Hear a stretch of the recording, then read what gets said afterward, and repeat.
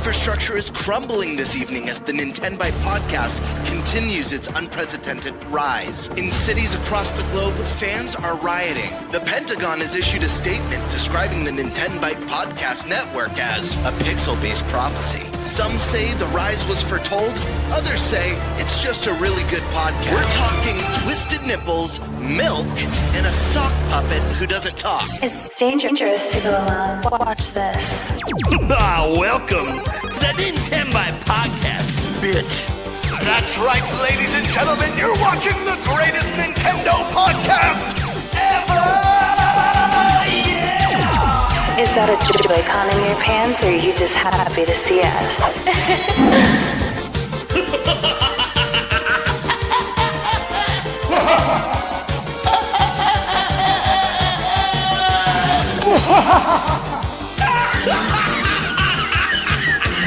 Shut up! Now feel the power. Everyone, do you feel that? Oh my god, I feel it! I feel it too, Gamer. What is it? It's the power of our podcast. I feel it! This is rad, NintenByte. So rad. Power.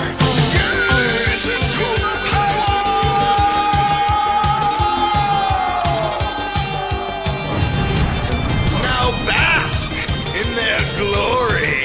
I'm Nintendo Brian. Oh baby.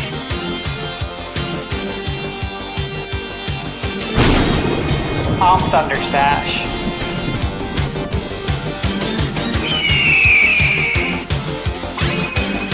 I'm Gamebird Classic.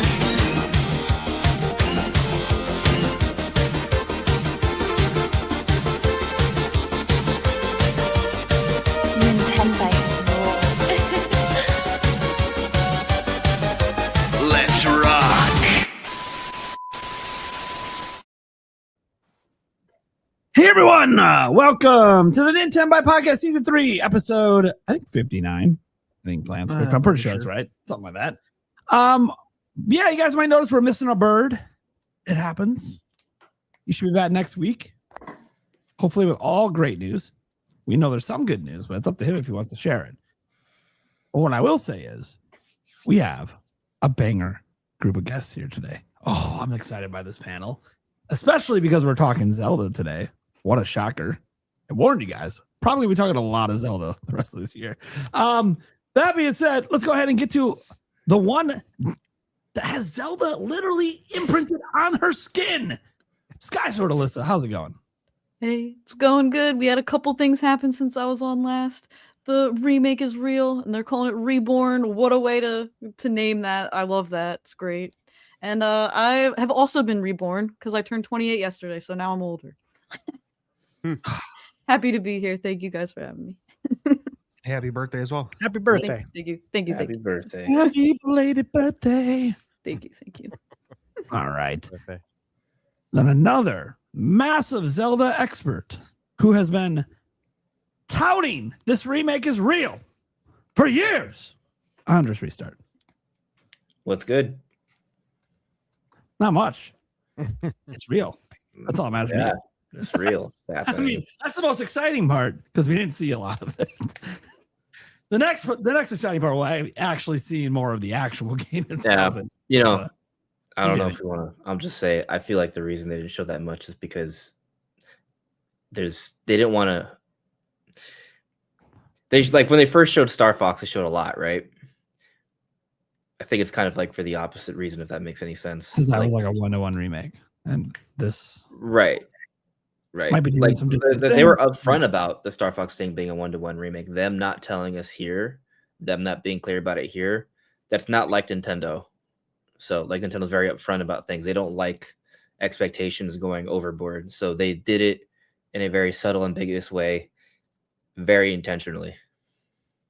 Yeah. IMO, because I don't truly know. Yeah, we don't know, obviously, guys, Yeah. but I'm hoping we're seeing it in August. We'll see. We'll see what happens. All right. Sandstorm McDowell, the deacon himself. How's it going? Oh, going pretty good, man. excited to be here and talk about more Zelda. And to Skyward Sword Alyssa's credit here. Happy birthday, first off. Thank you. And since Ocarina of Time is real, if we can continue to go down the rabbit hole and give me Majora's Mask as a reborn. Hey, the remake opens the door, man. It opens the door. So when Majora comes out 4 or 5 years from now, then we'll be like, what's next? Are they gonna go Twilight Princess? That's also realistic art style. Just honestly, now? I have really warmed up to the idea of an ambitious Wind Waker remake. Like, I know people think that like the art style is like timeless, and it certainly has aged extremely gracefully, especially with the HD version from Wii U. But just imagine if they were to remake it with a new art style with modern tech, I guess 10 years from now, because that's the timeline we're looking at here, 8 to 10 years from now, right? Like, I think we get both, right? But one than the other. Damn. Okay. Eric. Yeah. How we doing? Good. I'm here. It is Wednesday. It is freaking awesome. It is. Did we sweep today? We're playing still. We're still playing? Yep. Sorry. He's wearing a Brewers shirt, so I was like, hey. 3-1. Can I ask a question? Yeah. Eric, how are you doing that when it says your mic is like muted?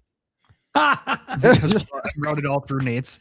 Yeah, everything's routed through mine. It's one audio system. I'm magical. Oh, it's magic. All right.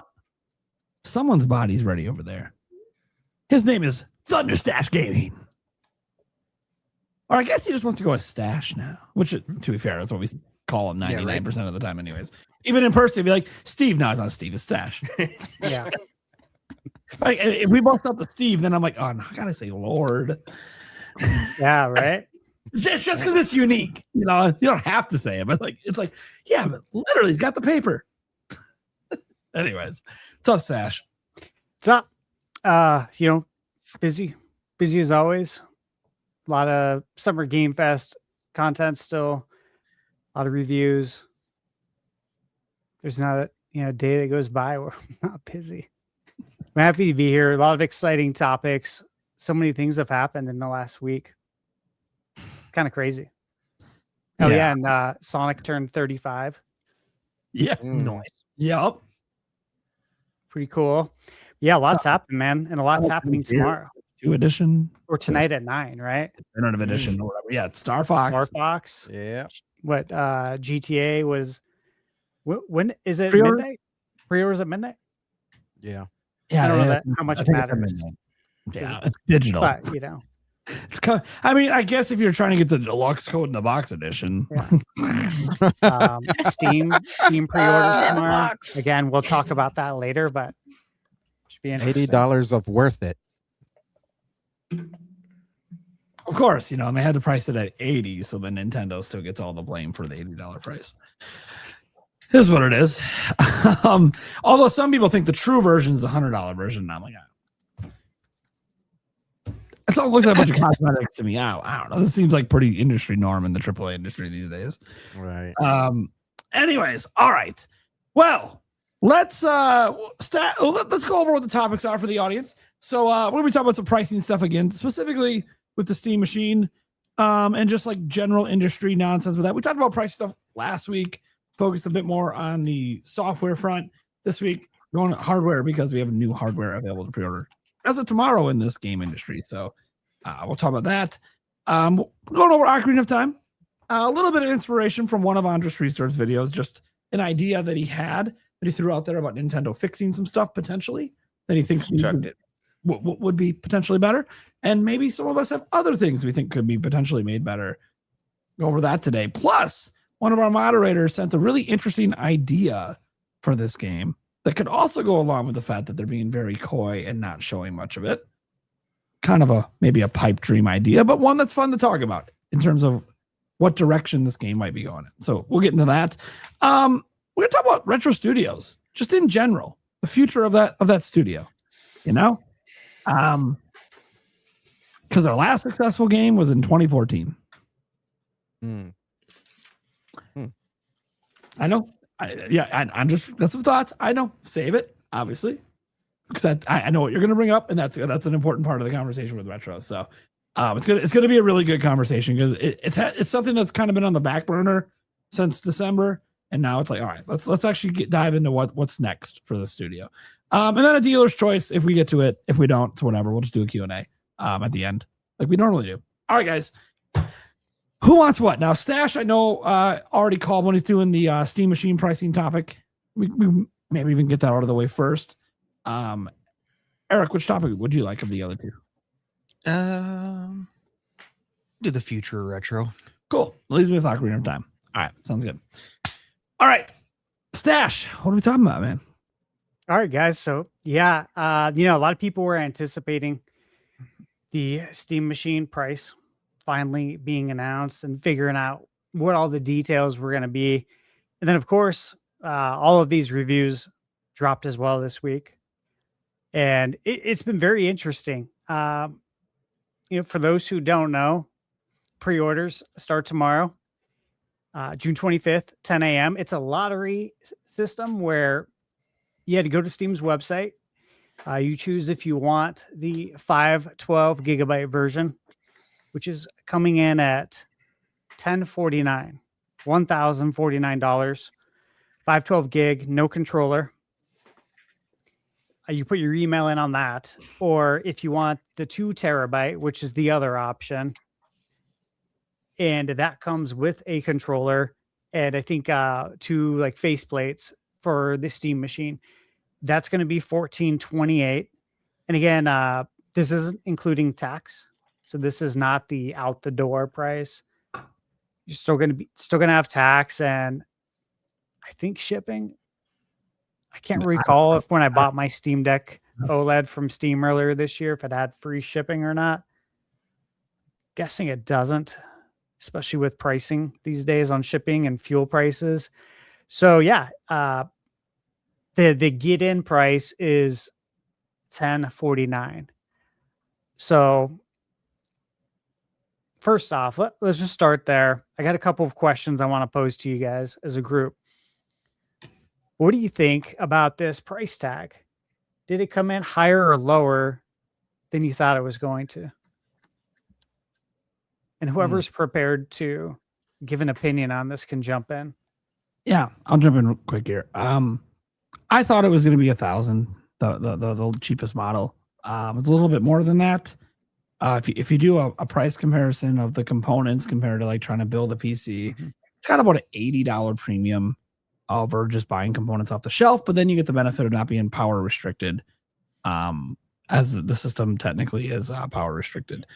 I think that that's the thing. Like a lot of people are upset at the price and laughing at it, but this is the modern world we're in. Like I'm a tech enthusiast. I'm well aware of what it costs to build computers all the time because I'm always paying attention.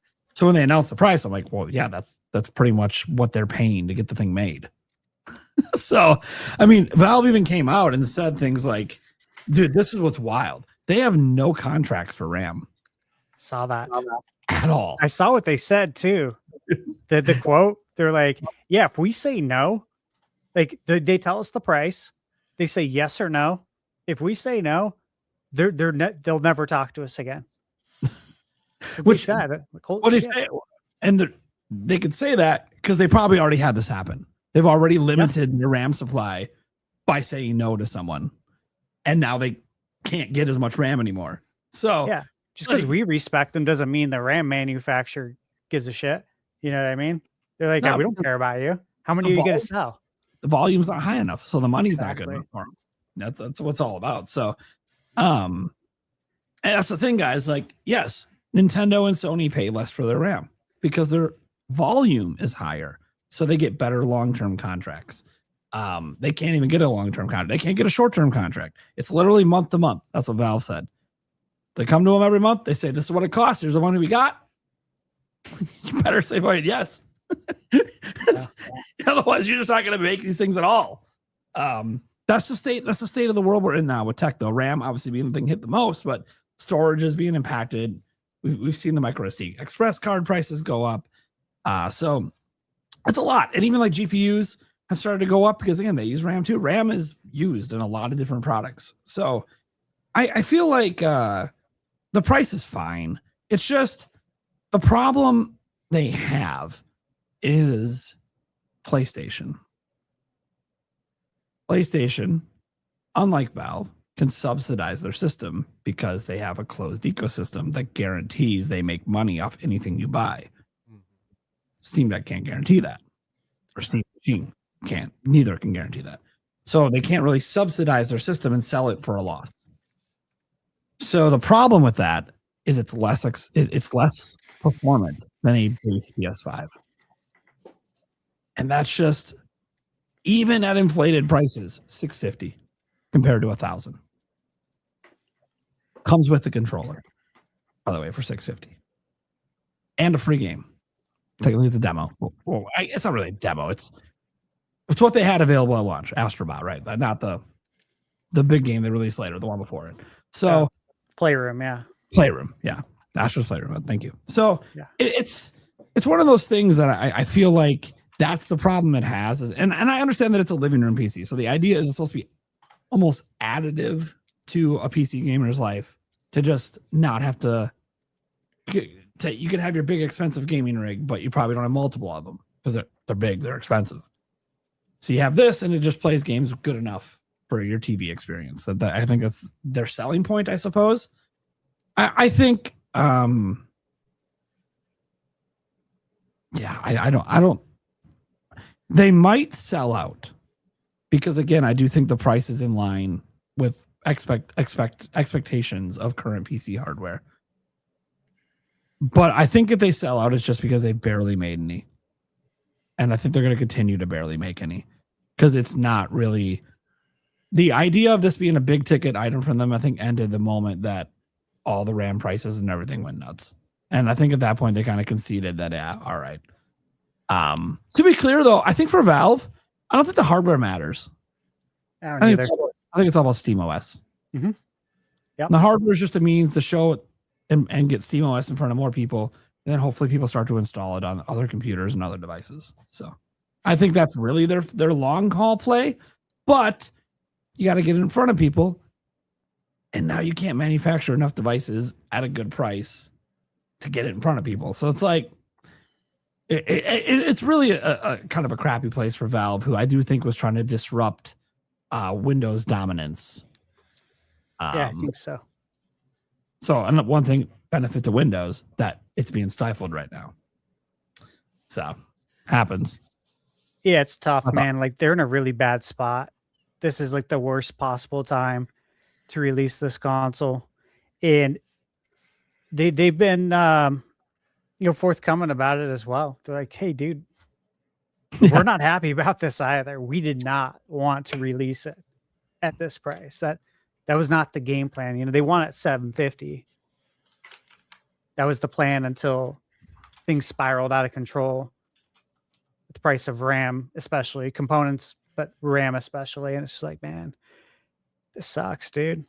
This is unfortunate, but I think it's pretty cool. Like you said about the, what was it? SteamOS 2.8. Mm-hmm. And I was reading how Valve's working with NVIDIA to get the video cards performing that's the big optimally. Yeah, because like, you know, for me, I was thinking about the Steam machine because it's like I bought my Steam Deck OLED January. I got the 1 terabyte for $519 from Steam. Today it's worth $949. So I'm like, I don't need another handheld. I literally use it in docked mode because I'm recording footage for game reviews. So like, well, I could flip this and just get the Steam machine, but then I'm like, but my graphics card and the amount of RAM that I have my PC is better than the Steam machine. My 2023 PC is better than the Steam machine. So I'm like, what if I just wait and I could do a dual boot with the Steam OS when it comes out, you know, later this year when NVIDIA and them work together, and I can just dual boot into Steam and record my footage there. have it saved onto my external 26 terabyte hard drive, pick it up from Windows, throw it into Photoshop, Premiere, I'm good to go.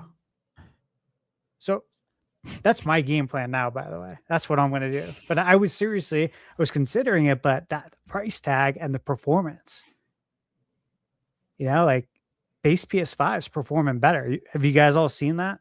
It's like, shit, really? This is not a good spot to be in. It's like kind of in no man's land. Like, who's this for? Yeah. And I get who it's for. Like, I get the people that want to play on the couch. I want to play on the couch. I hate sitting here to play a game when I'm editing in here. Like, once I'm done doing all the edits, I want to leave this room, and it gets really hot in here in the summer, no matter how much you run the AC. I want to leave this room, go in the other room and chill and relax and play. Not being here. So I totally get that. I'm that guy too, but shit, man. I'm not that guy for $10.49. Yeah. Yeah. I mean, Yeah. Who is? Valve, you want to sell me one, cool, but I'm not gonna buy one. I had debated if they priced it like I'm like, if Valve wants to be a disruptor, you come in at 500 and you say screw all you. I mean, undeniable value of that would really disrupt the market, but why would they when they can't get the components to sell it anyways? Right. That's like a huge thing. They can't get the components anyways. So it's just literally going to be like, I think if it sells out and stays sold out, I think it's just a lot of people just collecting it because they don't think there's going to be very many of these out there. So they'll just have a value over time as a collection thing. Kind of like the old Steam Machine hardware that released a long time ago. Those various different Steam Machine PC boxes, they have a ton of resale value because there wasn't a lot of them. Yeah, I remember that. It was like, what, 12, 15 years ago, something like that? Like 2012 or something. PS4 era. Yeah. Yeah, so I was just like, man, that's the way it's going to be. It's the way it's going to be. Because I don't really have any more thoughts on it because I think this is just the state of the industry. I do think that it does kind of throw out there that PS6 and Xbox Helix are going to be expensive. Oh yeah, that's what I wanted to get into. Is the lowest ramifications? Model, the lowest models might not be $1,000. Like I could see because they could subsidize a bit with the shops and they sell for losses. That maybe they come in at 700, 800. That's still. Well, so the PS5 Pro is $849, right? Right now? No, I thought it was 900. I think PS5 Pro is like 950, isn't it? Dude, it's hard to keep up unless you're genuinely interested in buying it. Like if I'm not genuinely interested in buying it, like I'll eventually the prices will start to blur together for me. Yeah. And then you have to ask, like, how much is it with the disk drive too? All right. Here's the current price right off their website. Okay, I see. So PlayStation 5 Pro, $899, so $900.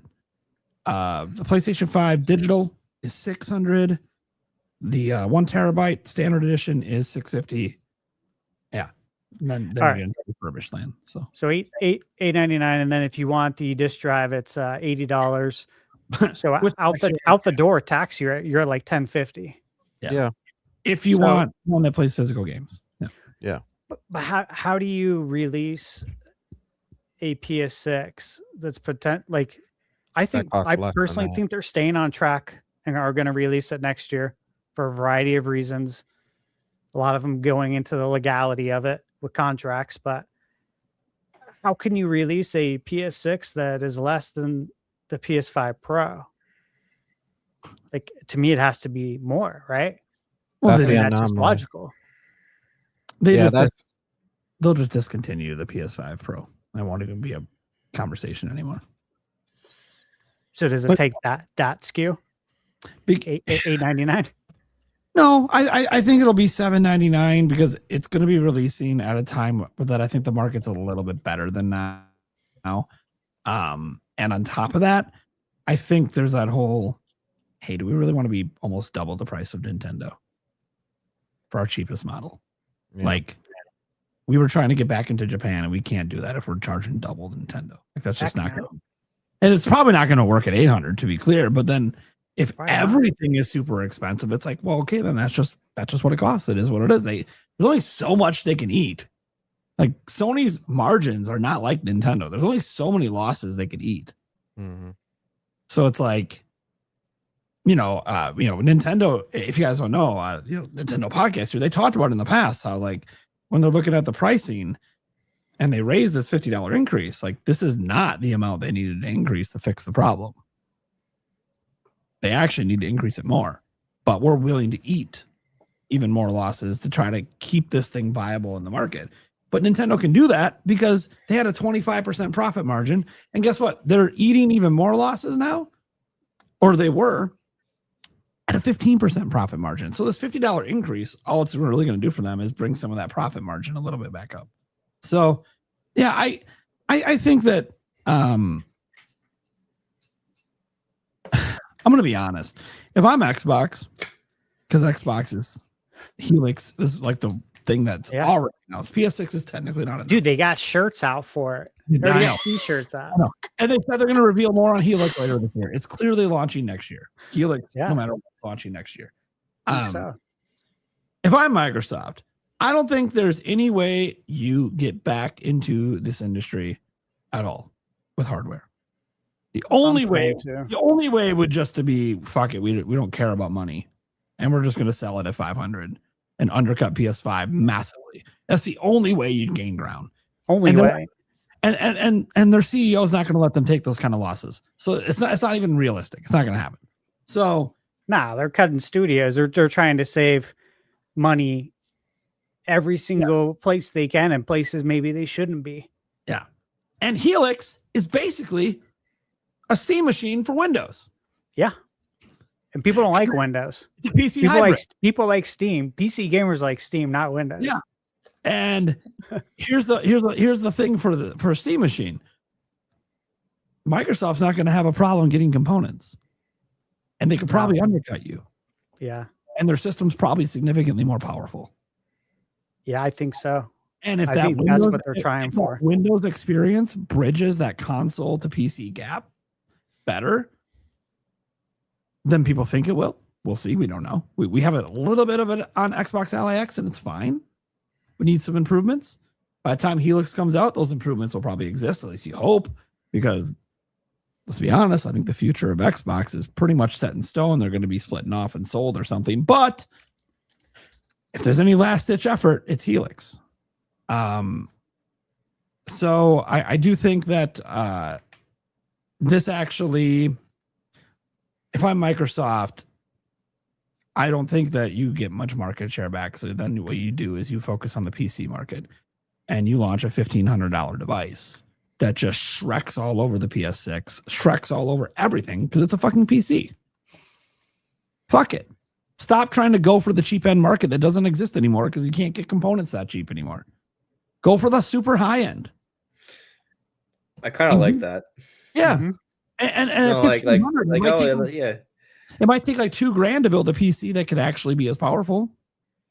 So it'll feel like a good deal even for a PC gamer. So just throwing it out there. I just feel like though, if I buy, they should do. I don't think that's what they're going to do. If I guess the reason I like it is just like when you say $1,500, I'm like, man, that thing really better blow my socks off. Because like remember when we were little and the next generation console actually meant like a significant leap. Yeah. But that's not a thing anymore. So like when I see the $1,500 price tag, I'm like, oh, like my brain's like, it gives me that feeling that, oh, maybe that's going to be the leap, right? It's not going to be, it won't. It's just not possible. But you hear 1,500, you're like, that sounds insane. Well, okay, if they're charging that, then this must be fucking insane then, right? Especially if the problem, here's the problem though. It's not going to be. Because people are going to share Twitter compressed comparisons, and it's going to be like, see, it looks the same. Like, I'll just play it on my Switch Lite or my Steam Deck or something. Which is funny, because someone will be like, I'll just play this game on my PS5. I don't need this. You know what you're admitting? Maybe we don't need new consoles. I was going to say earlier, though, like, I know we're talking about the next Xbox coming out next year, and maybe the PS6. It's already so far into the development that it has to come out relatively soon. But yeah, it would be PS6. Okay, like I kind of feel like because things have gotten so expensive, and also because I feel like I don't even think I've gotten the most out of my PlayStation yet. Like maybe console generations should become even longer. Like they've been getting longer. What if they got even longer? Like the Switch, I was surprised that it was an 8-year generation. I think we all were. Well- But now, what if the Switch 2 ends up having an even longer run? Yeah, I actually think that's just going to happen naturally. Like I think Helix and PS6 are going to come out and they're not going to sell very well. And people will just keep buying PS5s because they're cheaper. And they already have one and they put their games on it. I think the pricing is just going to create the end of generations coming out every 6 or 7 years. But we'll see. Obviously, a lot can change, guys, in the next couple of years. And I do think of the two companies that might be launching systems next year, despite the contracts, Sony is the one that I think might be willing to wait and push it back to 2028. Just if they know doing that can let them launch it at a more competitive price point. I mean, what are they worried about? I don't. Sony sells 100 million every generation, so like they are the ones that actually would give a shit about trying to launch at a better time to sell better. Xbox needs to get out before PlayStation and just hope that their console kicks ass. Yeah, I think too though. Like one of the things, just off of past history, the one thing that really gets me with PlayStation is that they don't ride their own horse. It always seems to be like we always got to keep just like one little eye on Microsoft. Like I don't know if you guys remember, but like leading up to, was it PS5? Leading up to PS5, we would get news from both. And it would be the smallest, like most insignificant news up until the point where they were ready to show off the console. Oh, Xbox has got this. And they're like, oh, PlayStation's got this, but can't show off the system. And then they finally showed off these systems, and they're like systems, basically. They're basically the same thing. I think Sony likes to like fanboys like to beat Microsoft down. Like, oh, you got a new system? Oh, our system's here too. We're right here. We're right here, right when you are. We're gonna be moving right when you move. I don't think they like the idea of being a generation as far as consoles behind both of their competitors, both Nintendo and Microsoft. I think for them, more than anything, it's not even a numbers thing. I think for them, it's like an ego thing. Like, why would we be the last ones to jump to the next generation and our competitors are jumping? We got to be there first, or we got to be there too. Nintendo's already there, but we got to be there too. So I don't know.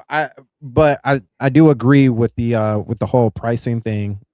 Just to sum it all, I originally thought the Steam machine was going to be somewhere between 600 and 700. It ended up being, they said 750. I think they still could have sold really well with that. Being at 1,000, dang, that sucks. Because I was even planning on grabbing one of these. You said 1,000, that's not happening. There's also this mindset too. I don't know if any of you guys feel this way as well, but like I'm getting older now. So like me preoccupying, and Stash, you kind of said it, me preoccupying a designated room where like it doesn't allow me to, talk to other people or socialize with other people. It's just hard to do these days because the world is, at least in your own house, is a lot more sociable than what it used to be. So like Steam machine was it. Like that was the next closest thing. Yeah, I can't move it around like a Switch 2, which is now like my primary console, but I could play it at least upstairs. You know what I mean? I could play it around the family on a TV and we could play together. For 1,000, that's not happening. Like, especially like you guys, I have a computer. already to do all that stuff. So it just kind of eliminated the people who were just like kind of on that field. Getting into the PlayStation 6 thing, man, this whole RAM thing is just like it's I think it's absolutely crazy that it just like seems to keep increasing and increasing.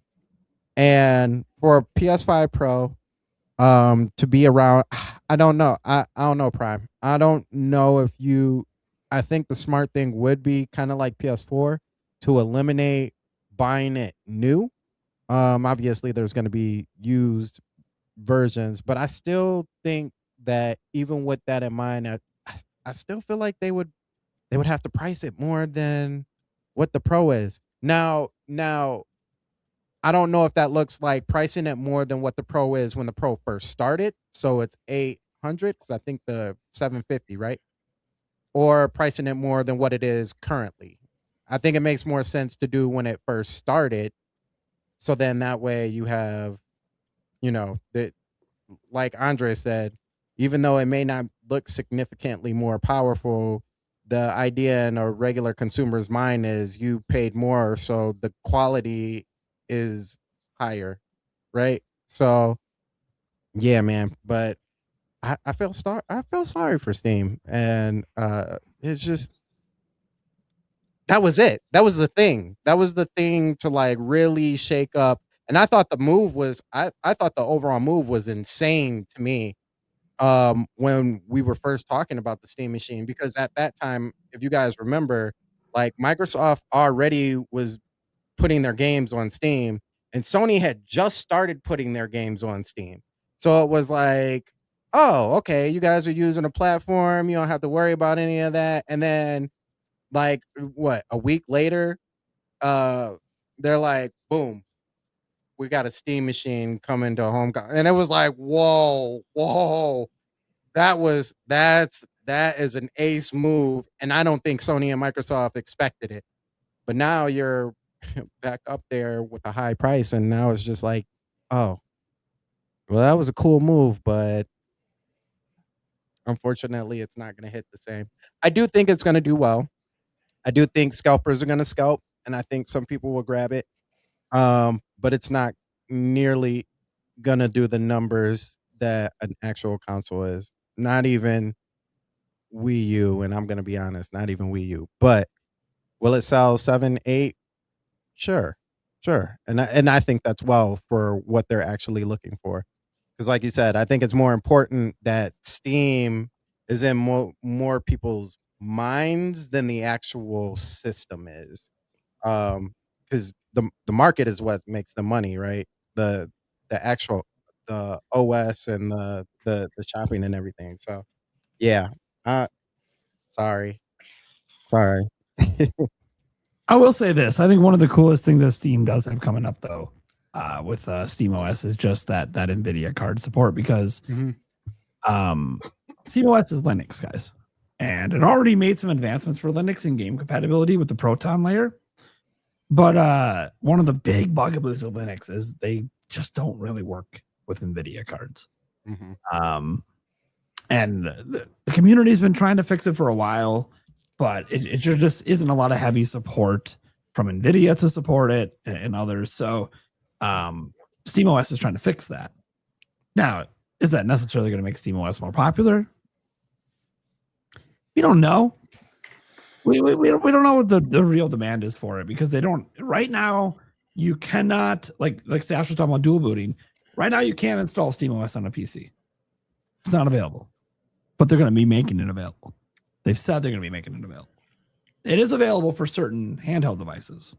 They have expanded it beyond Steam Deck if you want to load it on certain devices. They don't support them all.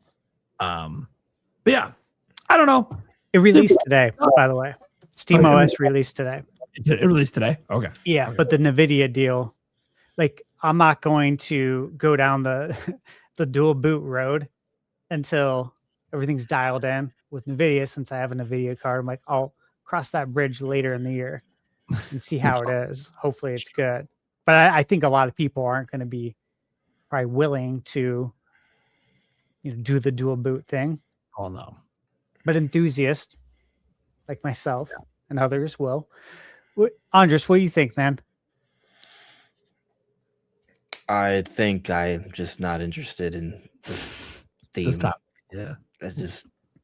I think it's unfortunate that things are getting really expensive. Yeah. It But is. that's just kind of what we have to deal with. Well, part of this topic, which I guess we'll end it kind of on this point, is that, hey, dude, this puts Nintendo in the bona fide best position as far as the entry. This is your ticket into video games for current gen right now. This is the cheapest Switch ticket one's in, still relevant. which is wild. Yeah, I think it's so they cool. still haven't dropped the price, which is also Still wild. haven't, Yeah. which is wild, and we've never seen this before. They raised the price. Again, I was talking with Michaela about this maybe a week or two ago, but I'm like, babe, like, remember, this has never happened. All my years gaming, prices go down over time. They don't go up over time. Usually. This is wild. Yeah. And The PS4 Pro guys launched at the same price as the PS4 was at launch. it's insane. Those days are gone. But for all the drop the price folks, what are you doing with your life now? How do you feel? Please tell me you feel stupid. Please. Please tell me you can look in the mirror and feel stupid about this, because I think we all most of them said just this. don't Brian, care. you said it too. We all said it though, that Nintendo was going to have the best price. Just watch. Just watch. Because everything around it is going to go up, and then Nintendo's going to have the best price. And then how are you going to feel?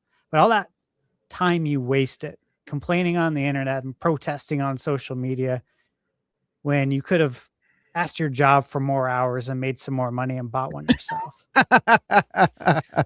Get the fuck out of here. You broke, bro? It's that thing that's wild to me. Yeah, it is. It's Yeah. wild. Absolutely wild. And you're getting all You the know- third. You're getting a lot. I won't say all, because people take that and run with it. But you're getting a lot of the third party games as well too, that we didn't get before. So it's like, it's not like you're in the entry level and you're missing out on a whole bunch of stuff. There's a whole bunch of things removed from it. It's like you're getting entry level. You have the option, depending on the game, to play 2-player right out of the box. You can play wherever you want, including on the TV. And you're getting a lot of the third-party content with, obviously, Nintendo's first-party content, too. The other thing, though, is that if you're going blind, the graphics are just as good. Oh, yeah. 100%. 100%. It, in Japan, though, like,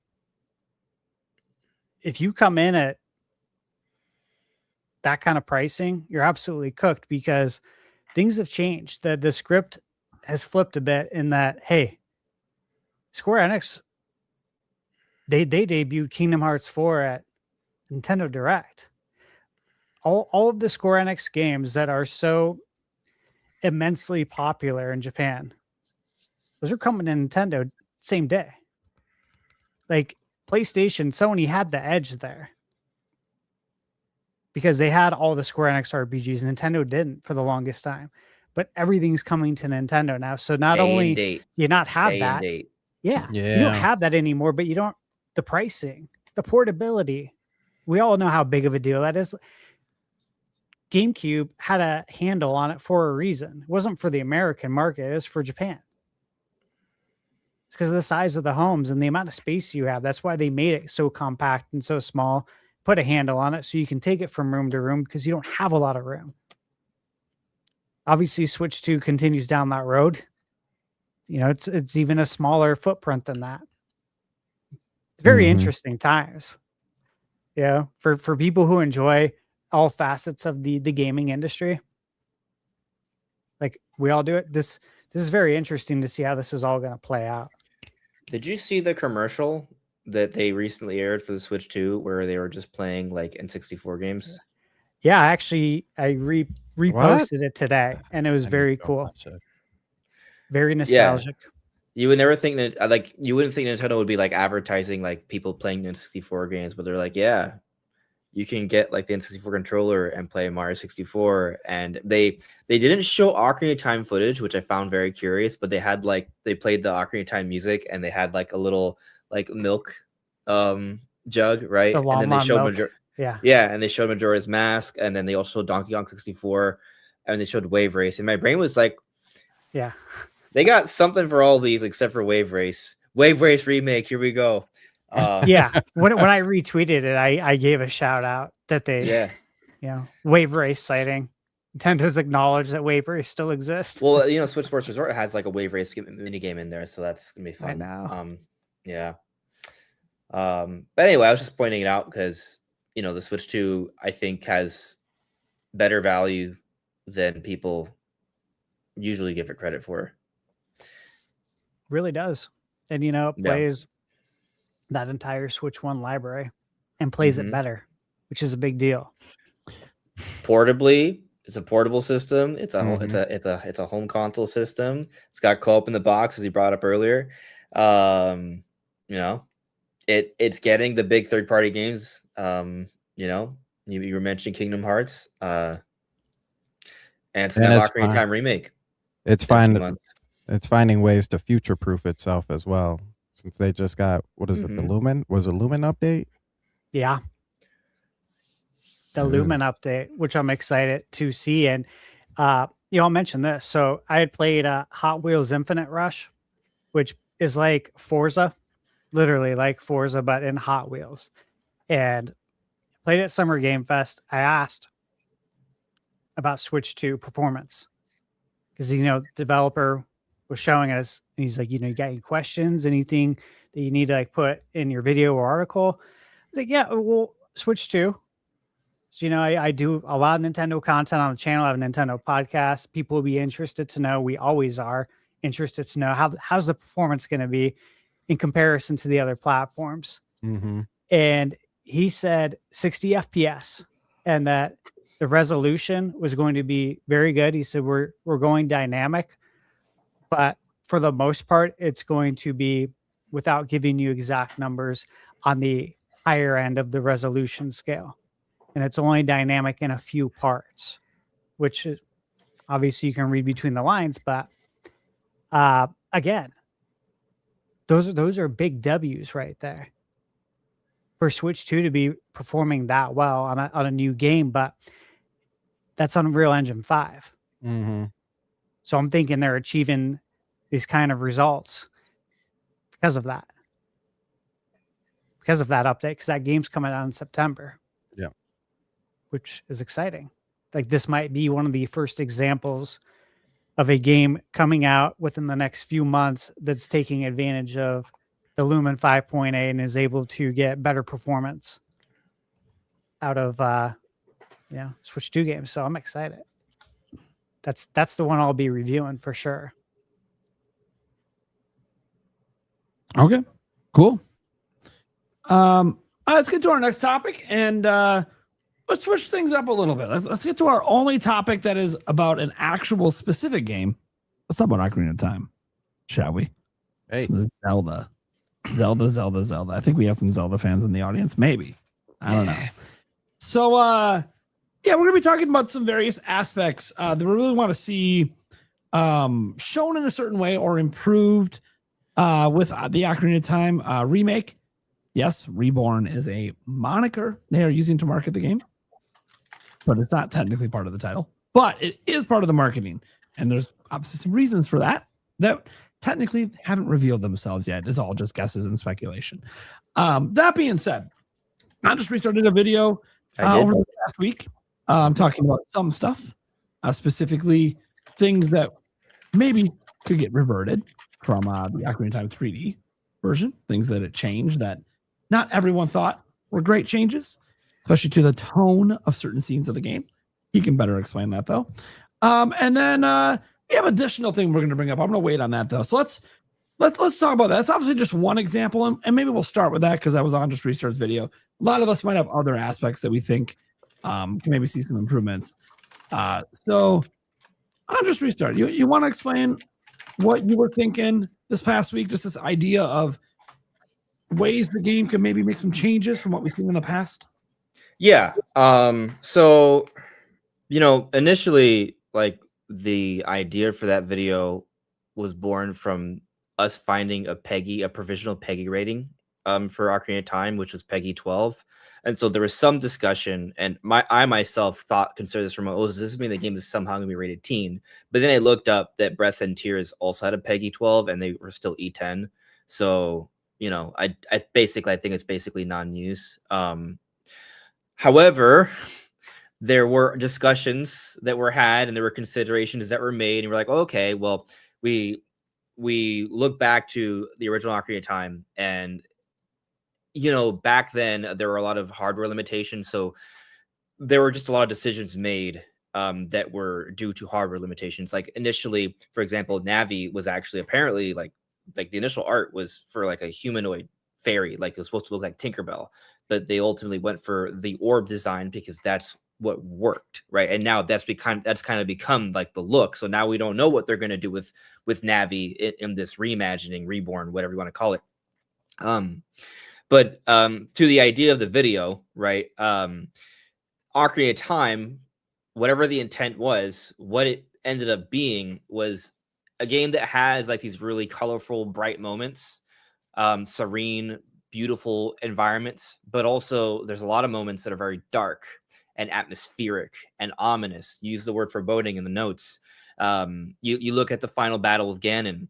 When he transforms, he's silhouetted, right? You can see details, but you can't see all of him. And it was a very cool, moody look. And what was beautiful about it is that it's not that you couldn't see him. You could see him, but it was dark because it was like it was overcast, very, very dark environment with the clouds, but there was lightning strikes. And when the lightning would strike, there would be flashes. And during these flashes, you would briefly see all of his detail right before he strikes down at you. So it was extremely intimidating. It was extremely atmospheric. Like there was a really cool, epic, dark, electric mood there, right? The 3DS version doesn't really have that. The 3DS version is more colorful, is more detailed, it's more vibrant. And I'm not saying it's a bad version, but in comparison to the N64 original, it loses that mood, it loses that atmosphere. It's not as foreboding, it's not as intimidating. And so something is lost there. And that's kind of like one of the big moments, but there are other moments. Like you go to the bottom of the well. In the N64 version, there is apparent bloodstains all throughout. In the 3DS version, there is not. There's some parts that look muddy, and maybe you could construe that as like really old dried blood, but it's very ambiguous. Or you look at Dead Hand, which is a mini boss in that area. The original version literally has red blood splotches all over. It looks like a Resident Evil enemy, right? In the 3DS version, that's all gone. Like it's still a weird, creepy looking thing, but there's no blood anymore. It's just it's different. You're losing something there. And so there's a lot of moments like this through Ocarina of Time that are very dark, and the 3DS version made it a lot more colorful and bright.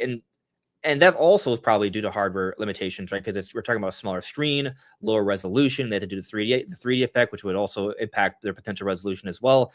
And so they have to consider that. But main point being is that there was certainly a lot of things lost when they did that remaster. And now that we're getting this remake or full remake or rebirth or reimagining, like we're not quite sure what it is, but what we do know is this: we've seen footage of the game. And with the footage of the game we've seen so far, the lighting engine is on a whole other level. The mood is on another level. Like I think what a lot of people, some people will kind of debate me on this until proven otherwise, but I do believe that the beginning of the trailer is actual gameplay or in engine, because it's a 3D environment that the tapestry is in. Like you can literally see a 3D. It's in a room. It's embedded into the wall. Like you can see that the tapestry is not just a flat PNG file. It's actually like a literal object that's tethered to a curtain rod. And it's in a room that has lighting. That's like it's a dark room that has like maybe like a torch or something that's lighting it. And so there's actually like pretty realistic lighting there, very moody lighting that sets the atmosphere, something more like what we saw with the original version of Ocarina of Time, not the 3DS version. Or even when we take a look at like Young Link, like the level of detail there is going for a level of realism that we haven't really seen in any Nintendo game ever, except maybe Star Fox, and it might even be going beyond that as well. And so when I take a look at those things, my thought process is that they are going for a more realistic look. They're going for more realistic graphical effects, which includes lighting. And so when we think about those moments, like with the final Ganon fight, where there's a dark silhouette, or it's very, very darkly lit, but they were going for kind of like a realism there, right? And the 3DS version kind of tried to reverse that, just made it like super bright and colorful, which is actually a trend we saw with a lot of Nintendo games throughout kind of like that era, like the Wii era and stuff. They went for bright and colorful because that's what looked good. That's what their hardware could do. They couldn't go for realism because it would just look like garbage, but that's not the case now. Now the Switch 2 is capable of a whole bunch of realistic AAA games that look great. And so I think they can pull that off with Ocarina of Time, and clearly the teaser suggesting that that's what they're going for. And so I think I have a real optimism that they're going to bring back a lot of that moody, atmospheric look of the original, but obviously with modern, realistic visuals. Rant over. It's good. I like that. Skysword, you got some stuff you think they can do better here? So, some things they can fix from the past, or new things? I think they're going to add a lot of things that they had to cut out or reimagine it in the way that they wanted to, that they couldn't do back then. And like one thing would be the music for sure. I personally wasn't so sure that I really cared if it was going to be orchestrated or not until we heard that teaser. Then I was like, okay, I need this orchestrated. This sounds insane. I want to know what all the other tracks sound like. So I think, to Andres' point about the lighting and everything, the orchestrated music could also really add to the atmosphere and make it seem more dramatic and more impactful. Right. Here, so think about the Ganon fight, right? Yeah, when the lightning strikes, they'll have like some like sort a of symbol or instrument, something. Yeah, like they'll have like a drum or something. So like Yeah. you really feel like that the moment. rumble. Like yeah, exactly. They could really sell it with an orchestra. They could literally they might literally actually be recording right now or a weekend a few weeks ago with a big orchestra the song for literally the final Ganon fight. Yeah. And they might do that for every boss battle. I can't wait to hear the organ while climbing the steps. Oh my god. I didn't even think of that. Oh, A real that's gonna be organ. so The kind of organ good. that fills an entire like super Oh. gothic church. It's like 50 You feet wear high or something. headphones, you're just gonna be Oh, blown the spatial audio too. I've been telling people for a long time now, please go buy some spatial audio Yes, do it. headphones. I got well, we all got the whole crew got some at last year thanks to a meeting that we had with a company. They actually is really cool. It's like shockingly really cool. Now, not every game supports it or has updates, but the ones that do, oh fuck. Oh man, it changes everything. It really does. And I wonder if people notice that. You know, side note, like I just reviewed the Drifter on Switch 2 and I was using those headphones. Yeah. Because Michaela was watching a show and she's like, do you want to watch like Resident Alien together? I'm like, no, I'm like, you watch whatever you want. Yeah, those headphones. I'm like, watch whatever you want because Alien. That's fun. I gotta listen to this. That show's hilarious. It's like this game requires me to listen to the story, right? So I use those headphones and I'm like, oh my god, like the audio is just so good. And it's like, is that the first time audio? You probably don't notice how good it is. Is that the first time you used them since PAX? I was gonna say because the problem with the demonstrations at PAX is just like not a great environment to really. Sure. It's not at all, dude. Like, because when we were initially there and listening to it, a lot of us were kind of like, okay, it's not really that much different than normal headphones. But it's just like, well, this is really fucking cool, but it's not like how it's so hard to convey it in a convention, you know. But I used them on the plane going to Summer Game Fest playing Final Fantasy VII Rebirth, and I'm just like, oh, this is so good. It's awesome. Yeah, It really adds to Requiem. Like me playing through Requiem, I honestly, if I took the headphones out, I don't think I'd be as scared. But they really sound like they're right there. I remember laughing like, weren't the headphones like $300 or something? And I'm just like, no one buy it. Something crazy. And then all of a sudden, Black Friday, I use them at home, and I'm like, holy fucking shit! This is they're badass. Yep. People don't know what they're fucking missing. Like, No. $300 for this? Fuck yeah, dude. This is awesome. I think people don't realize like sound is like one of the most important things in immersion, especially for games. Like but you never notice because most people just like are listening to the same speakers on their, their flat screen TV, so it doesn't really cause any Which are dynamic, terrible. But like once you hear something dynamic, it's like, where did that come from? Right? Mhm. Music also like really invokes emotion too, so you really feel like you're in it and feeling whatever everybody else is feeling in the game. Spatial audio of the Yeah. organ going up the steps. Ugh, I chills. I think that I'll probably organ's cry gonna be huge. Like, so the thing is, because this is gonna be a game is gonna be visually redesigned. Like, we at least know that Nintendo is doing significant redesigns here. Yeah. Like when we get into that room and we see the piano, like, or I guess organ, right? Like the scale of the room may be large. We may see how big the organ is. Like, you just think about it, like realistically, us being able to hear it all at the bottom of the tower, like it actually should be like pretty big, Yeah. And also making it big makes it cool. Yeah. and epic. It's like louder the closer you There's get. massive Yeah. organs in real I- life. I would say too, Yeah. because obviously Ocarina of Time is filled with like bangers all throughout the whole game.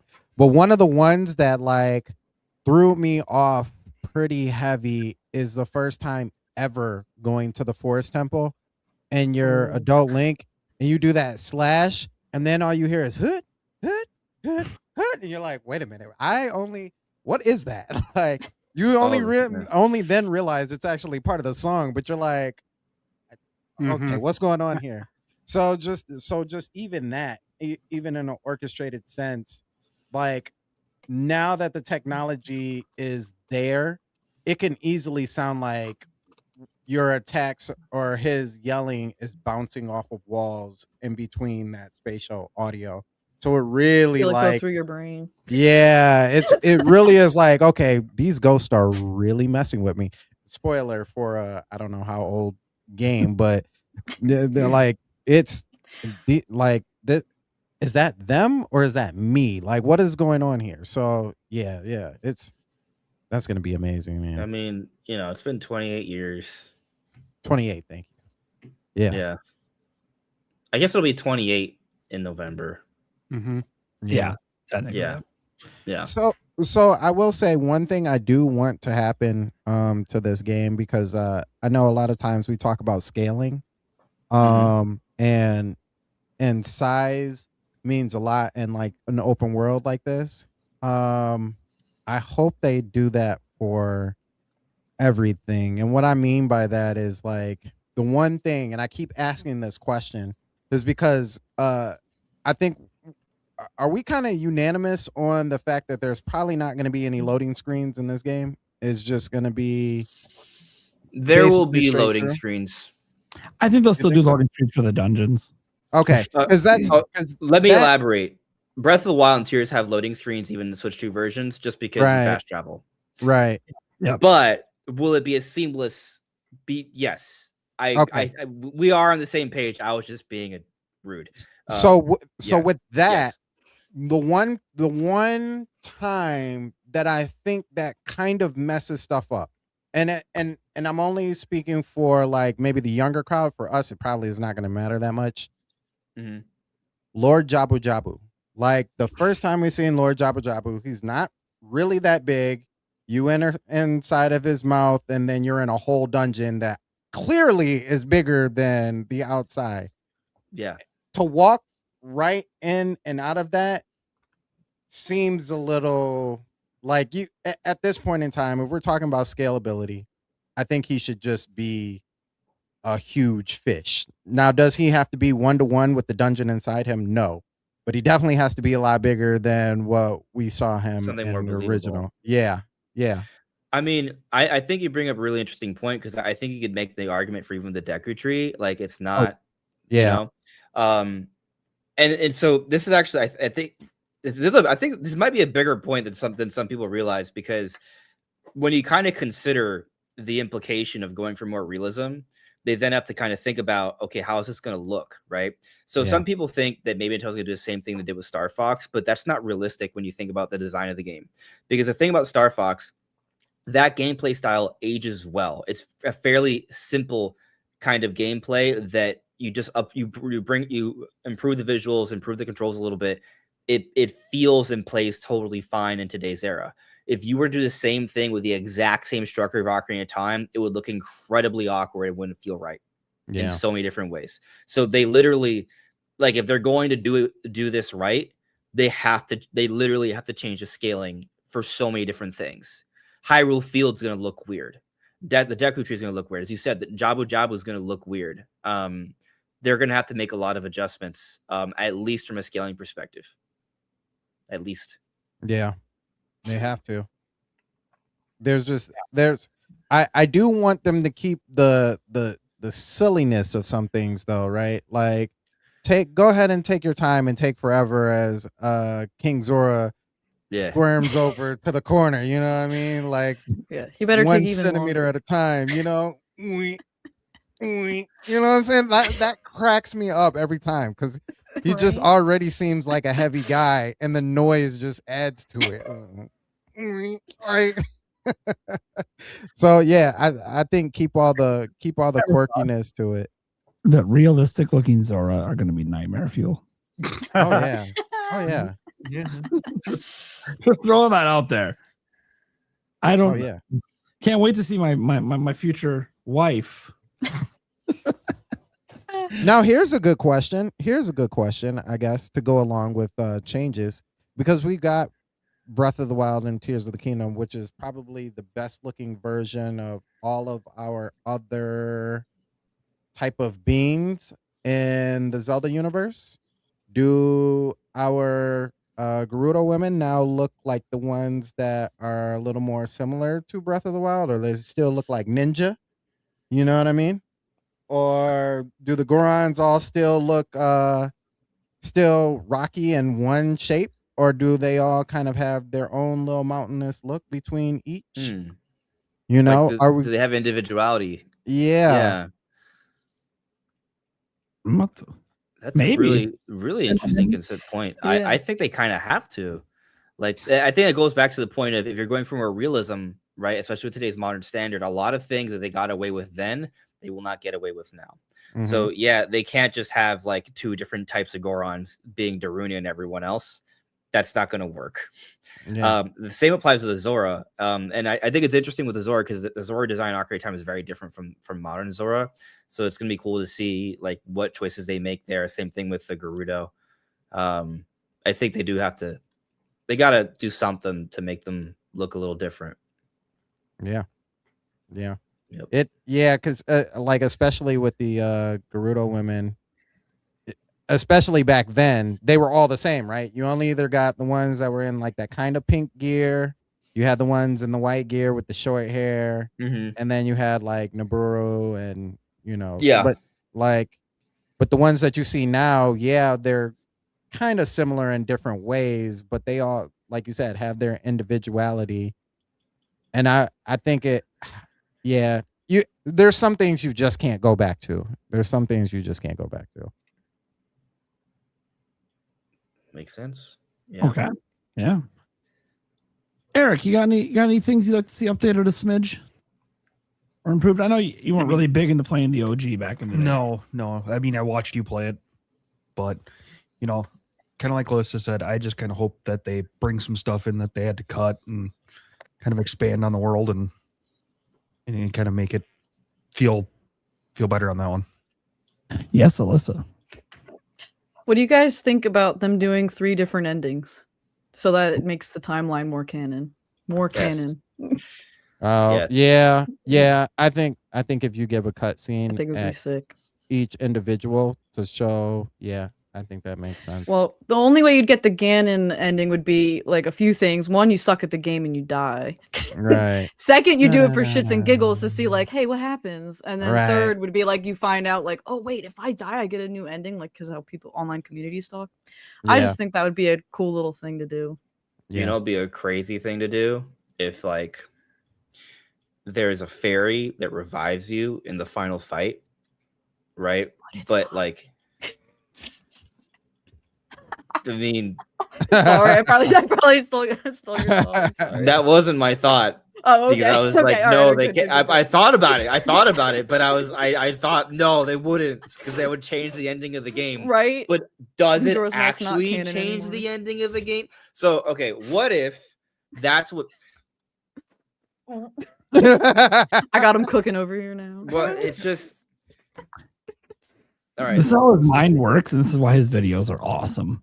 I know, right? So the thing Love is, it. like, if she did do that, my issue with it is how do they kind of suggest it's 2 different times? I don't. That's kind of the weird thing, but maybe they could do some Ocarina of Time baloney. It's time travel, so there's always baloney. Yeah. But like, if that happened though, like if there's a point where he falls, right, and they do that, maybe it is intentionally ambiguous. So maybe this is correct. This is what they do. She does revive you, but she's still alive, but she does give away a lot of life force, and so it kind of sets things up for when she flies away at the end. She dies. And then in Majora's Mask, Link is looking for a friend he's lost, and the game is all about the 5 stages of grief. Like that would be kind of really cool setup, and would also then imply that every time Link dies and a fairy revives him, it's actually like a little bit of time reversal instead. And each time a fairy dies, that is another timeline, which actually is really dark. Which means most timelines are a timeline where Link is dead. But there's like that 1 or 2 where he survives. That'd be crazy. I don't know if they're gonna do that, but it'd be really cool. I mean, he had a whole adventure in his sleep. Anything's possible at that point. That's true. Valid. Yeah. What? All I can think of now is the Legend of Neil. Ah, here we go. If you guys don't know what Legend of Neil is, you're welcome. Google it. Have fun. It's great. If you love Zelda, it is great. And it's even better today because it's even more corny today than it was back when it came out. So it's so good. All right. So Stash, obviously we've talked about, stuff with Ocarina of Time a couple of times, while we have a lot more conversations coming. So I'm gonna do a more pointed question to you here. Is there anything like specifically from the original game you want to see improved? Yeah. There are some things. I have a little bit of a list. These are things that we, again, as you mentioned, we've talked about this a lot. Yep. First time I was ever on the podcast, talked about Ocarina of Time, the remake. Been years, guys. We've been. Yeah, this was back in, I think, January 2024 was when we were all on. I said that I truly believed we were going to get a remake on Switch too. And we talked in detail about this. No. We had a lot of really good ideas, but what I had said is I want the Final Fantasy VII remake treatment. I thought that would be perfect. Now, I don't know if we're going to get that. That's in a perfect world. What I would really like is the fully, again, orchestrated soundtrack. I think that's a given, though. I really do. I think that's a big one. Or a big ask. I think Nintendo's going to do that. Of course, like I've followed Ocarina of Time extensively in its lead up to the release. We all know that when it comes to game development and how it was back then, is that there comes a point where you just have to say, all right, we got to stop. We have to finish the game. No more delays. We got to get it out the door. And of course, because of that, you couldn't do any patches back in the day. Everything had to be done. It's a cartridge. It's going to store shelves. There's so much content. And again, if you're going to do this, I think you got to do everything you want it to do in the first place. So I think you got to get the Light Temple in there. Yes. There's an entire dungeon where Adult Link was meant to essentially cleanse the realm of darkness after Zelda's capture as part of like the light trial. So definitely have that in there. I mean, again, don't leave anything out. You're getting a chance to do everything you want it to do. I want to see the beam sword. Oh, I love yeah. the beam sword. I've loved it since the original NES. Who doesn't love the beam sword? I remember playing Ocarina of Time, and I thought I remembered seeing like screenshots back in the day that had a beam sword. And there's like read before that it's actually in the code. It's in the game's ROM. It exists. Why it didn't make it in? I don't know. Maybe it had something to do with the Z targeting and the camera back then, because that was such a big deal. The medallions. What are we doing with the medallions? Let's make some improvements there, right? Mm-hmm. Expand the magic system. Yeah, like the elemental arrows. Yeah. Let's make these matter, right? Horseback combat. Yeah, I gotta be able to use a sword. Yeah. Yeah. But you know what else? They gotta have enemies to fight with the horseback combat. Yeah, and I expect that. Fill that field. That was in early concept art and footage. So again, there's so many ideas that made it into the latter games, like Twilight Princess, of course. Mm-hmm. I think if you had anything else on the drawing board for Eura Zelda, the 64DD expansion, which of course turned into the Master Quest. But like if there was anything else you wanted to do there and you didn't, because the 64DD had such a very, very short shelf life in Japan, never even making it here. If there's anything else you want it to do, I hope they revisit that. What do you Obviously, Hyrule Field, you got to make that huge, expansive, massive. You guys talked about scale. I think that's a given. That's something you absolutely have to do. What else? There was the wind and ice temples. You guys remember that? Yeah. So, like every sage was originally designed to have a full scale dungeon. And again, due to time constraints back then, they didn't get one. Like so much was cut. It's like it wasn't just the light temple. So it was the wind, it was the ice. The ice, I think, was, if I recall, was shrunk Ice down caves. to like the ice cavern. Yeah. Yeah. But these were supposed to be like full dungeons. The unicorn fountain was another thing that was in early promotional screenshots. Like if you guys look at the old screenshots leading up, there was just so many things that you're like, where was this? Obviously, one of them being Triforce. That's a big one for me. That's one thing I've wanted from the beginning. We know it's in the code for the game. It was in the Space World 97 demo, which I've played. I've seen it. Obviously, I was not at Space World, but I've played it. I was in middle school. But what are we doing with the Triforce? I think the Triforce, again, we talked about it here on the podcast, but I think the Triforce is going to definitely be a focal point in the movie. Mm-hmm. It is in the teaser. I don't know if you guys know this, but that Triforce is not like that's already a showing change in how they're telling the story. The Triforce does not show up on Link's hand that early on. Yeah. So that's a shift, which a significant one. Yeah. Castle Town. So originally Castle Town on the market, they're all meant to be like fully rendered in real time. Obviously to ensure the game ran smoothly on the N64 hardware, they did the pre-rendered backgrounds, which I gotta say, like back in the day, those pre-rendered backgrounds looked so good. especially when you go to the Temple of Time and the camera shifts and you just see like the side of the building, right? So many times I just stopped there when I was a kid and just like looked at it like, God, this looks so good. And you know, obviously Resident Evil was doing the pre-rendered backgrounds back then, Yeah. and it looked really good too. But this was like, this felt different. So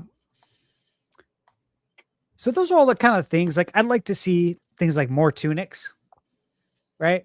More upgrades, more swords, more equipable stuff that has some meaning to it.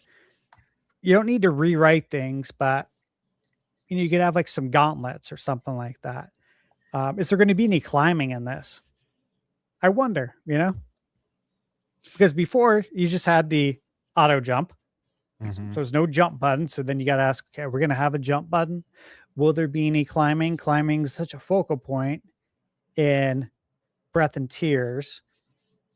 And obviously, I fully expect Majora's Mask to come after Ocarina of Time. Yeah, boy. And then after that, what are we doing? Are we going Wind Waker? Are we going Twilight? Are we going to do them all? Like every however many years? And do you add climbing into those? Right? Because that is part of the scale. Part of the expanded scale of the game is being able to climb those mountains you see in the distance. So I wonder about that too, or like, how will the map open up? Because you can take things you've learned that have worked really well from Breath and Tears, and you could apply it here. This is Reborn. This isn't a remaster. I don't believe it's a 1-for-1 remake.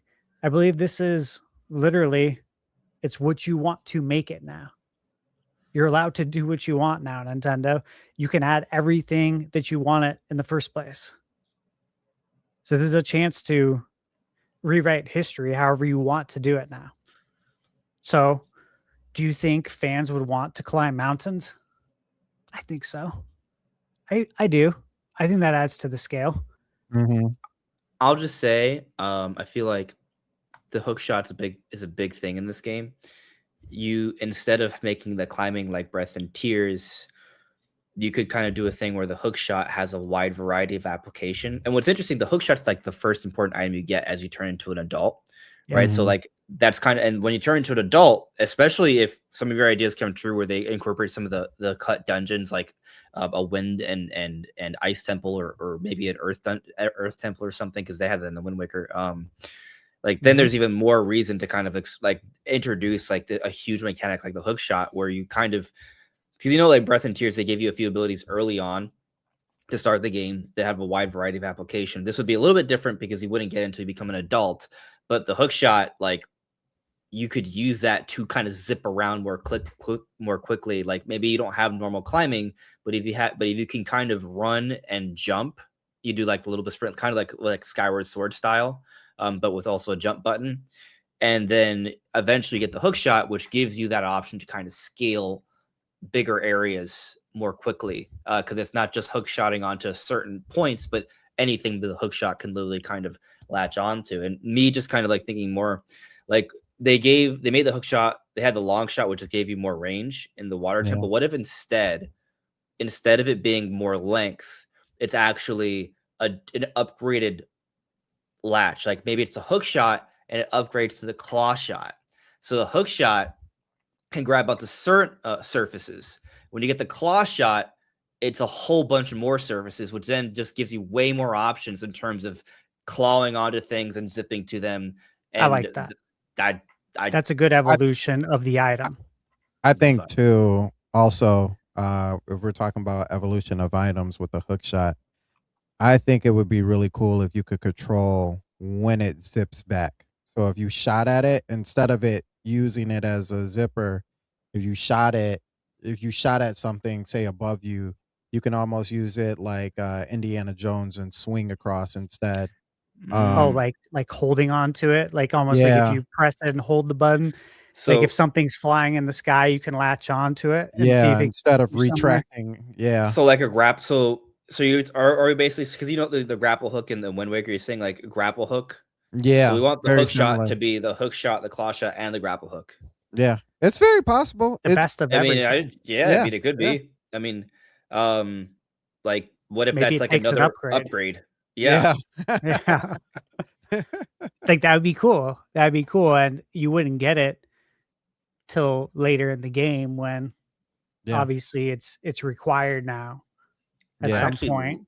love the idea of, and maybe instead of adding a whole bunch of new items, they actually maybe simplify the items in a little bit, but each item has a really interesting upgrade path where it's like hook shot, claw shot, grapple shot, right? Yeah. Yeah. Kind of Metroid Prime like, actually, right? In that Yeah. sense. And then maybe bombs, it's like bombs, water bombs, bomb arrows, bomb Yeah. chews, right? And that's like a bomb path. Bow, right? It's the bow, then it's the fire arrows, the ice arrows, and maybe more, right? Maybe Yeah. if they do incorporate like other dungeons, like what if there's like electric arrows, right? Like that would be crazy. Yeah, So you'd I think think we maybe got all the options there. elements could work for the Yeah. bow, and then you got to ask, do you get a bow upgrade? Where the Oh, bow's yeah. actually better, you know, like Yeah. From like I- a regular fairy bow to even like you can even do yeah, a I think we longbow. look at the things that have been successful or that have been done Doom, with the other scope. Zeldas when it Mhm. comes to item upgrades and say, hey, what can we pull from throughout, you know, all the Zelda games, all the things we've learned since 1998? Because, you know, when Grezzo remastered it on the 3DS, we weren't looking at changing anything. We were looking Yeah. at, you know, putting in some quality of life stuff, but we weren't looking to do anything else because, you know, we were having Grezzo do that. If we're going to change something, we're going to do it, which is Yeah. what presumably what they're doing, right? So I think you look at everything that worked, man, and you take all you've learned Mm-hmm. and you put it into this, just like we've seen with other games, like with DK Bonanza, you know, Mm-hmm. you're taking stuff they learned from Mario Odyssey. It's making its way into that game. We've seen this so many times with Nintendo. So I think you got to ask for that. You got to hope for that. Yeah. I want more dungeons, though, man. I want more dungeons. We all love the dungeons. We love the items. Let me There's ask no you guys deal something. breakers for me, though. Let me ask you guys something. So, you know, in Lake Hylia, there's a tree like right by where you would portal in, and on the tree there's a giant slash on it. If you guys don't know about this, you Google it. It's like a mystery. It's like one of the many mysteries in Ocarina of Time. Like, where is that from? It's like random. There's no explanation. It's like a giant slash on it. Mm-hmm. So I've been doing like this recent Ocarina of Time run, the N64 version, and so like you see this kind of shortly after the ice cavern, right? And in the ice cavern, you do fight like this ice wolf or ice wolfos. So Mhm. my brain's kind of like, could there be maybe story there? You know, maybe at one, because the thing is, we got to remind ourselves that, yeah, there's a lot of things that were cut, right? Like initially the ice cavern, from what we understand, wasn't really going to be the ice cavern. Yeah. So could they have maybe moved things around? Maybe at one point that tree would have made more sense, but because they moved things around, it doesn't make as much sense anymore. Yep. You Yeah. know? So Which what would if, add to the lore. Yeah. yeah. Like how cool would it be if that slash is explained in this version? Like we learned that it's actually from this super crazy ice wolf, and that super crazy ice wolf would be way cooler. That, like, I guess what I'm also saying here is I think every boss should be upped. Like Yeah. they should be bigger, scarier, tougher, Oh, yeah. epic, more I thi- ambitious. Like redesign all of them to be way more incredible. Like Shadow of the Colossus, Dark Souls hybrid. Absolutely. Because that's how it felt when we first played the game. The first Yeah. time we played it, those bosses were massive and it felt that way back Mhm. in 98. Yeah. To have it be the same today, you know, wouldn't have the think it would same be- impact. I think it would be kind of dope because we don't see too many. Are those wolfos? Are those what those are called? Yeah, I think yeah. I think it'd be really cool if because we don't see too many of the white wolfos. If the wolfos were actually like, I'm going way like pulling now, but if they were actually a people that transformed into wolves and somebody got bit by one of them and became, kind of leaning into the whole werewolf idea. And so, like you said, the white Wolfos is the one that's in the ice cavern. But this was like kind of his first of transformation here, whether it was dealing with Ganon in some sort of way or what have you. And so that slash is from, that Wolfos and, add rest of the story here. But yeah, I think that would be really cool. Speaking of Hylia, if I can add Stash, I think one Yeah. of the most important additions, like over anything, like the most important, like this is number one easily. What, the water graphics? Fishing, bro. Fishing. Hell yeah, dude. Hell yeah. Let's Fishing has go. become such a big thing in games now. Like having a fishing mini game, or just like in so many RPGs. So many companies, we've seen this over the years. Like one of the games I'm kickstarting, they wanted to like make it a stretch goal to add Mhm. fishing into the game. It's That's a big deal. awesome. Like everyone loves fishing in games now, and Yup. Yeah. I feel like Zelda was really one of the first games to add fishing in. Yeah. As like a substantial thing outside And of fishing games that are based like actual fishing games. Yeah, and they talk about it being a pastime. Like, you get the music and everything, but I think it would really be cool if they really overhauled that fishing experience. So it's not just like, okay, come in here, get a heart or get the scale. Once again, apologize for anybody who hasn't played the game. But it would be really cool if it was just like one of those pastimes that you really just come back to and just fish and fish over and over again. There may be like another part of the lake that you haven't seen before, or like you can only catch fish in this area at this certain time. So I think time in the lake moves slow, or in the pond moves slower, right? So You got to wonder about seasons too. Will Oh, we have yeah. seasons? Will we have all 4 seasons in the game? With Ocarina, it was based on region. mhm. But in this game, it could literally be, hey, we're going to get all the seasons here. And again, maybe some things are seasonal, right? Maybe certain enemies are seasonal as well, which we've seen in other games. Should be interesting. Yeah. I want to circle back to the Wolfos thing, because you brought up how maybe they were people, and I just kind of thought about it. It's really interesting actually, because you have the Skull Children, right? Like what story is it like when children get lost in the woods, something happens to them, and then there's the Mhm. Stalfos, right? Yep. Obviously they were warriors from some time ago, but then you also have the Redeads, right? The Yep. Gibdos. So there's already kind of like a motif of like Go in that woods, get messed up.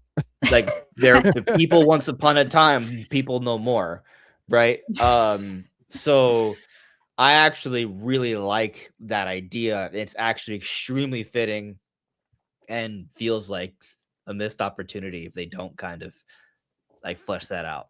Yeah, that would be sweet. That would be really sweet. Mm-hmm. Because the only people who make it through are the kids with their fairies.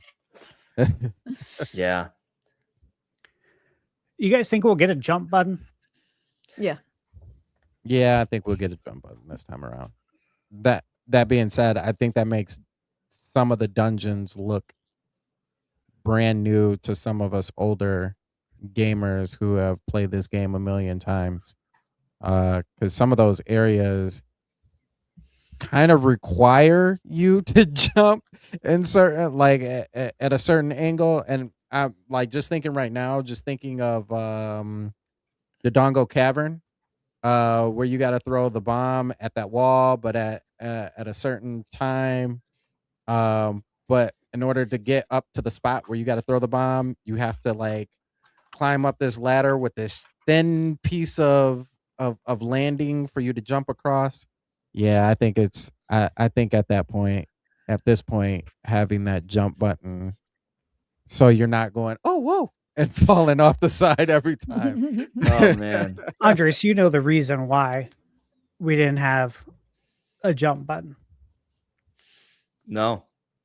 No, I think you do. You don't know why I say that? Why? Because I needed to refresh my memory. Yeah. And I just Googled, why didn't Ocarina of Time have a jump button? And I made a video about it. The AI overview comes up.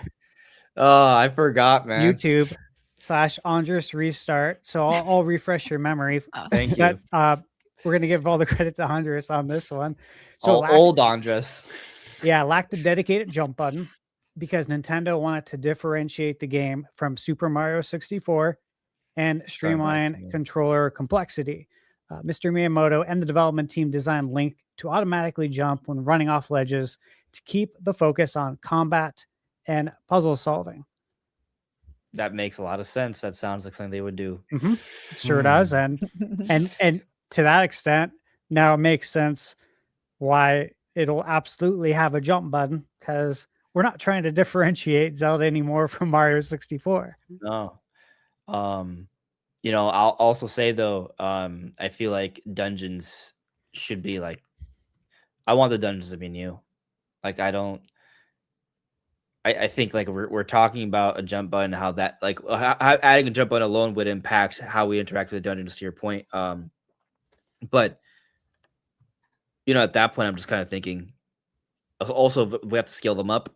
If the dungeons are going to scaled up, if there's going to be a jump button, if we're talking about like full on redesigns for things, we're kind of getting to the point where like maybe they should just make new dungeons that kind of have the essence. Like, I'm not saying like completely abandon the concepts of these dungeons, right? Mhm. But maybe kind of evolve them, like evolve them to the point where we who have beaten these dungeons 20, 30 times will still have to kind of figure it out, because it's going to be new in a lot of ways. Like maybe the Deku Tree, like there's still the core concept of you have to get very high up and use the gravity to kind of break through, right? Like maybe that's still a thing, but kind of how you go about doing that changes, right? Maybe with like the Forest Temple, it is still ultimately about interacting with the portraits, and getting through these mind-bending puzzles, and collecting all the Poe sisters together to get to the boss room. Like I guess my point is like still kind of carry that the atmosphere of them, like the feel of them, and like that core hook, but the manner in which you go about doing it is kind of wrapped with like new modern day Zelda mechanics. Yeah, I'd like to see that. Like Yeah. a reimagining of the temples, of the dungeons. Are we getting too ambitious here though? Like the more we talk about it, like are we? We're basically asking for a new Zelda game, like Zelda just- Reborn, like a Zelda Reborn yeah. Ocarina of Time. You got to ask though, like, why are we doing this? If you're Nintendo, why are you re-releasing the highest rated game of all time?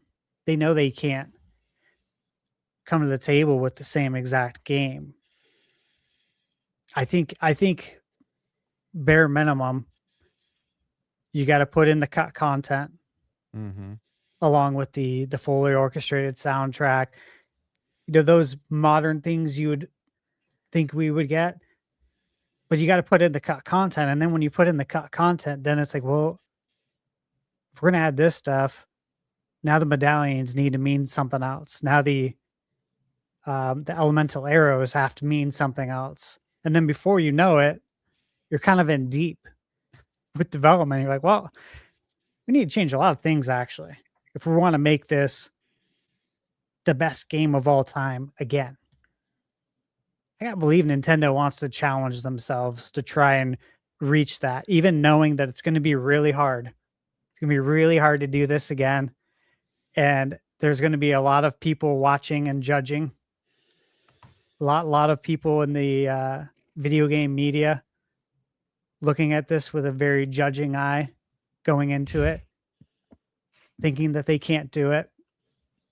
But if you're Nintendo, they're competitive, man. Mm-hmm. I gotta imagine they're all pushing themselves as absolutely hard as you can, and working probably crazy hours to make this happen, to make it special for everybody. We've heard it's so a the young collaborative kids effort. understand what we felt back in the day, and for us to feel like like we did back in 98. If you can do that, you won.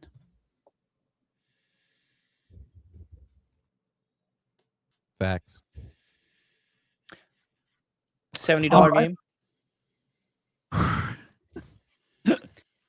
I'm not even going into this conversation. No comment. Oh, maybe we could just talk about the retro thing before I have to go. Yeah. One thing I wanted to bring up, because I haven't really said anything. It's just this idea that moderator Joycey J messaged me about, and I'm like, okay, I don't think this is what they're doing, but it's kind of neat and could explain why they're not showing like anything yet. So she said, what if Ocarina of Time Reborn is Link being reborn after Zelda sends him back to live his childhood? Well, she says, stay with me. But as we already know, Link tells Zelda about Ganon as a child and that this is actually a new story. Dang, Gina. It takes place in a timeline we know exists, but we don't actually know what the hell happens after that moment. The butterfly effect is real. It is something we know happens, but we don't know what happens after because it's never. Well, explained. you kind of see that in the original. Get adult Link. Yeah, I mean, I don't know. Well, I guess the idea is that Link doesn't go back in time to right before he goes to talk to Princess Zelda. The idea is that he goes back to like before that, like before the adventure starts. Yeah. So it's like before he's born. Like, look, I'm not going to say that they won't do something like this. It might not be this exact thing, but the idea of doing an original story, considering that there's a 3-way timeline split with this game, it's not like a completely far-fetched thing. Yeah. Obviously we saw Final Fantasy VII remake with the 3 games, throw some original story elements and stuff in. I do think that they could do this. I think it's extremely unlikely that this is the direction, because I feel like this would also be the riskiest direction to go, but also one that's kind of like also super exciting, because then this basically is a brand new game. Yeah. And that is kind of exciting to think about, like, hey, we're going to see the world of Ocarina of Time with all these graphics and stuff that we want, but we're actually doing new shit. Yeah. So then it becomes more like a Link Between Worlds. And I'm okay with that, though. It's not going to be that. By the way, this idea is just a one-off idea, but I think it's kind of neat. Like this, I really like Link Between Worlds, for the record. Yeah. A lot. Yeah, the way you said it sounded like you weren't that enthusiastic. No time. I just might be that shitty game. I mean, a Link Between Worlds might be. I don't know. It's definitely good. It's like really. It's good very game. good. It might be a top 10 Zelda game for me. It's good. Yeah. Yeah. So it's just something to throw out there to see what you guys kind of think about this idea of them even attempting to do this. And yeah, it could explain why. One, massive changes at the beginning. Link's got the Triforce literally on his hand already. That's not a thing that's in the original game. Well, maybe because the Ocarina of Time already happened. It'd be so funny to go through that and talk to everybody and them talk to you like it's their first time talking to you. And you're like, no, I've talked to you before. Like, we've already had this discussion. Why won't you listen to me? And you're like, sorry, little boy in the green. Right.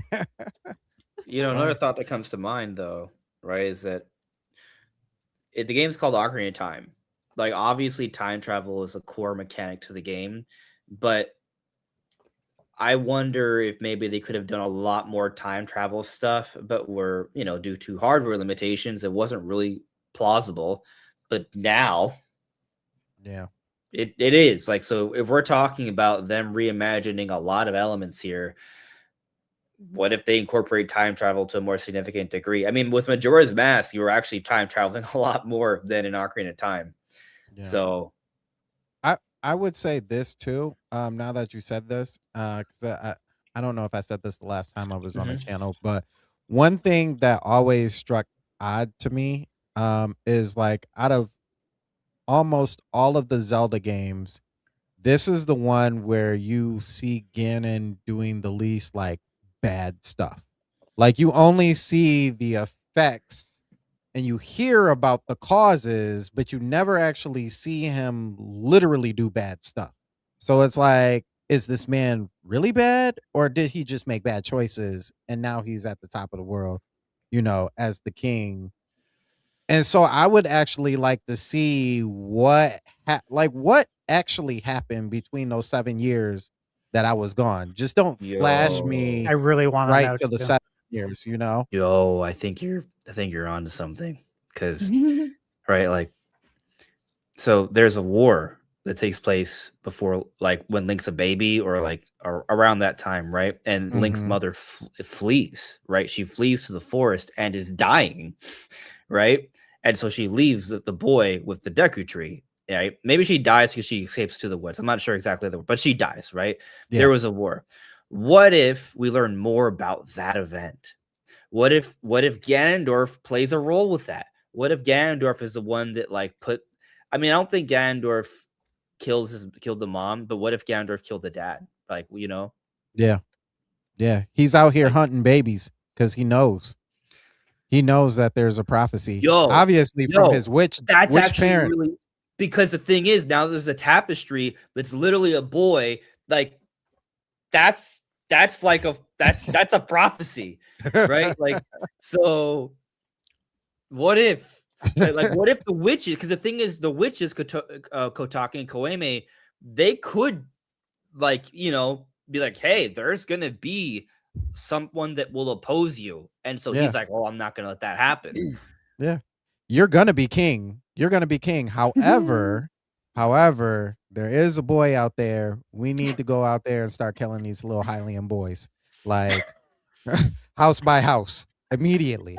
This is very like, there's like multiple like fantasy like novels that where this is a common plot point, where the evil warlord king has heard of a prophecy of a young boy who will eventually come to take him down, so he just hunts them all down Yeah. and kills them. Yeah. But there'll be one that survives somehow. Yeah. When I was a kid, right, playing Ocarina of Time, I think one of the most interesting parts to me, remembering back to the first time I played it, was when you're at Hyrule Castle as a kid and you see Zelda and you see Ganon through the window. Yeah. You see him walking, and then you see him like kneel down.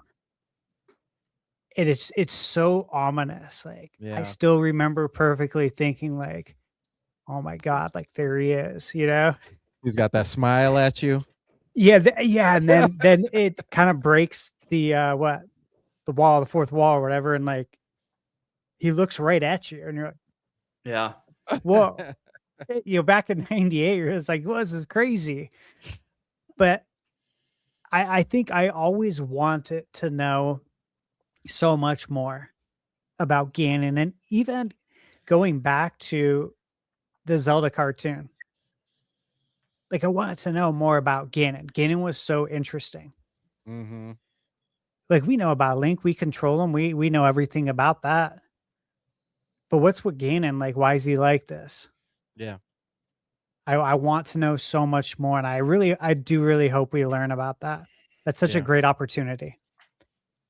Because it felt like for the most part, it felt like if we were looking at the war and everything, obviously they were a part of the war, and it seemed like he was trying to fight for his people, which is cool. I love the idea of that. I love the idea that this man, Ganondorf, is like a real king trying to look out for his people, and the Hylians are like, nah, we're not helping you in any kind of way. You don't rule under us. You know what I mean? And so they kind of get that back end of the stick type of deal. And so he does what he has to do in order to be, thrive. But I like it. I like the idea more that he's already a king that is willing to do whatever, and it ends up corrupting him to the point where 7 years later, this man is standing at the top of a destroyed Hylian kingdom, and he is all about power at this point in time. But I want to see you get there. Show me how you got there. Yep. Just yeah, I know you do. Just to kind of tie this in a bit to Joyce's interesting idea, I've theorized that like we might see the King of Hyrule. Like, Yeah, actually, you literally right on my I head. know. And I've always wondered, like, what if that narration voice at the beginning is actually the king? And the king's I would actually love that. And the reason He's the king's telling the alive story. is because we've already done Ocarina of Time, and we're in the timeline where Ganondorf doesn't win. Yeah. The king isn't defeated. But something else happened. Obviously, here's the thing. Stopping Ganondorf is still going to be a struggle. Right. But the way in which he took over can't happen because you know ahead of time. So there still could be like this huge adventure that happens and he loses. But it's completely different from the original Ocarina of Time because he obviously in Ocarina of Time he won at one point. Mhm. That was the whole thing. He wasn't stopped. Well, now he's stopped, but that doesn't. It would just change the entire vibe and tone of the game a bit to something else. Which, again, this is why I don't think they're going to do it because it's super risky, and very unlike Nintendo. Of course, this entire game is very unlike Nintendo. Yeah, it is. The idea.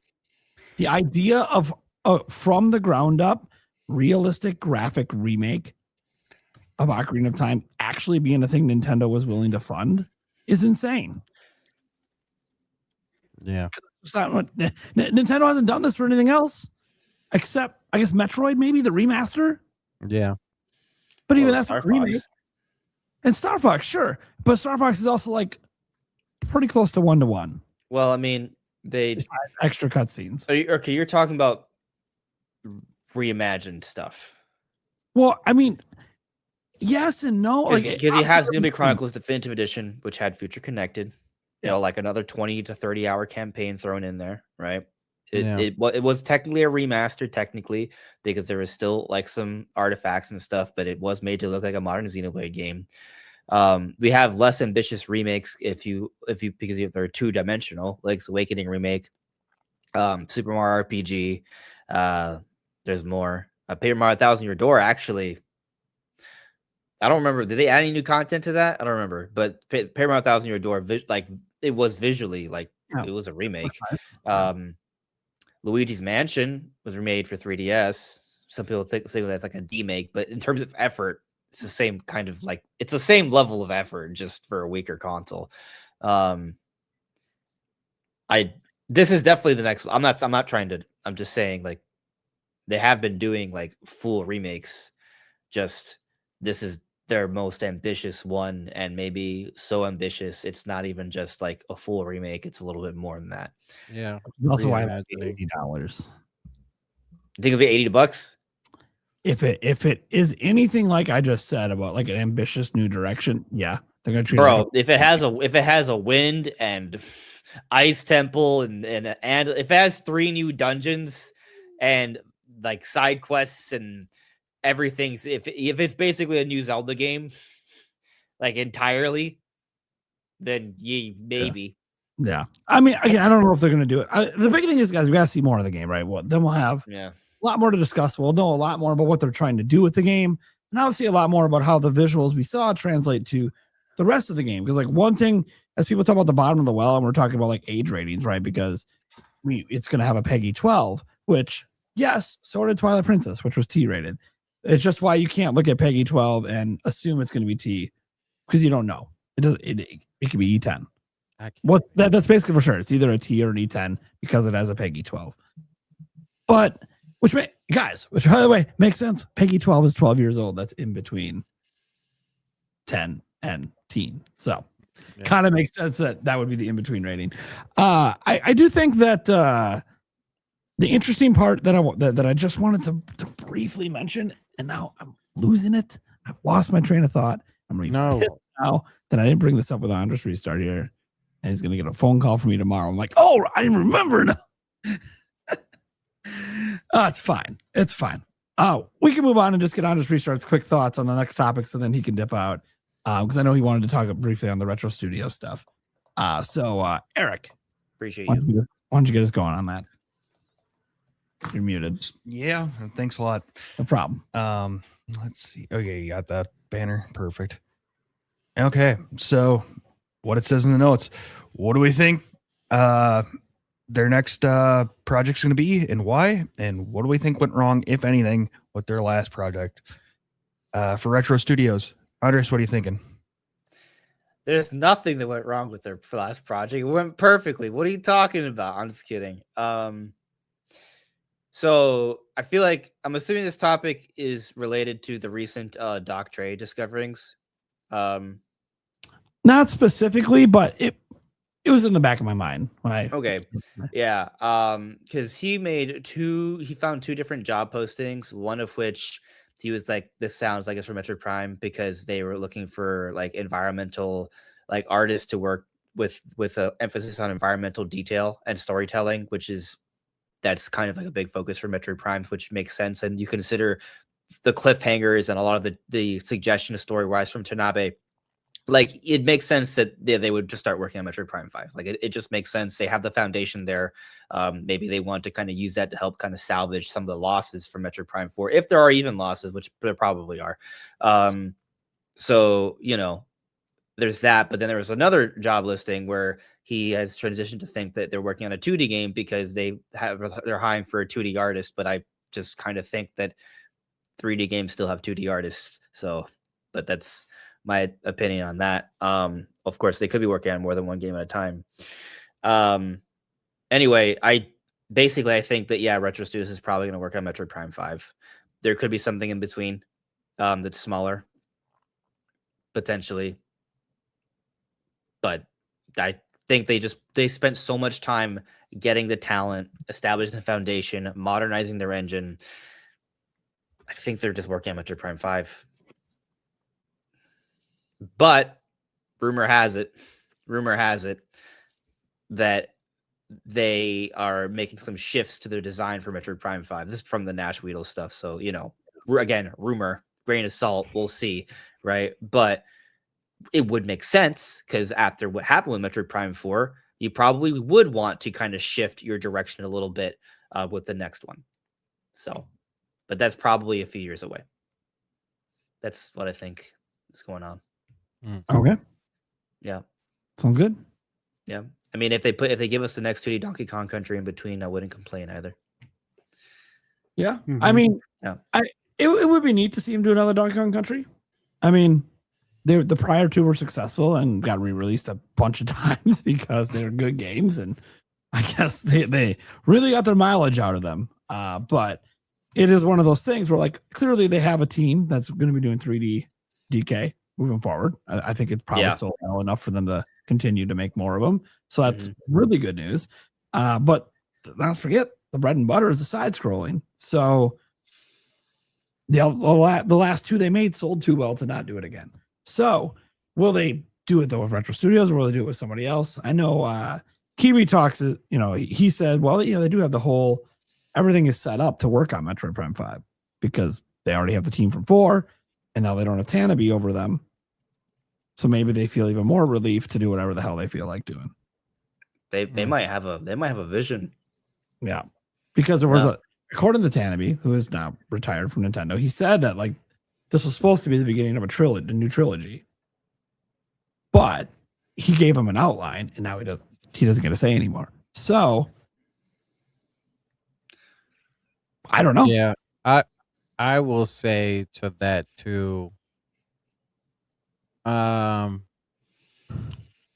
think Prime 4 too was also kind of a anomaly in itself, and not in a good way, because they had already spent a lot, and they've already came on record to say, a lot of the decisions that they made were their decisions, but they had already spent a lot of money dealing with Bandai and that not working, and then having to flip around and deal with Retro trying to make up for that.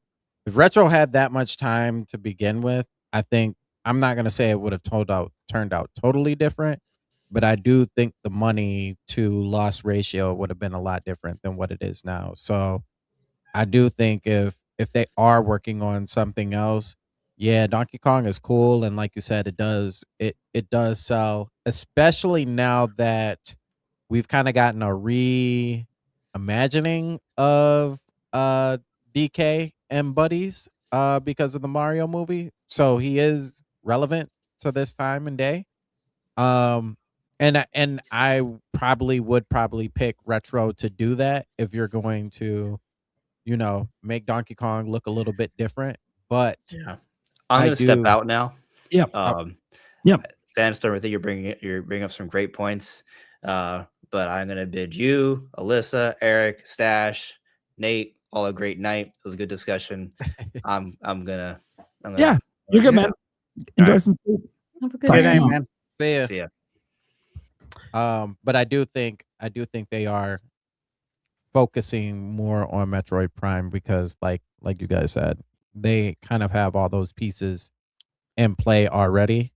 Might as well just start working on the new project.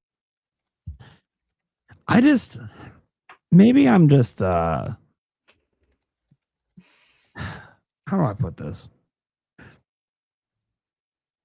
I think if they make Metroid Prime 5, I also don't think it's going to sell well, regardless of what it's reviewed as, regardless of anything, because the last taste of Metroid Prime in people's mouths was 4, and they're not going to give 5 a chance.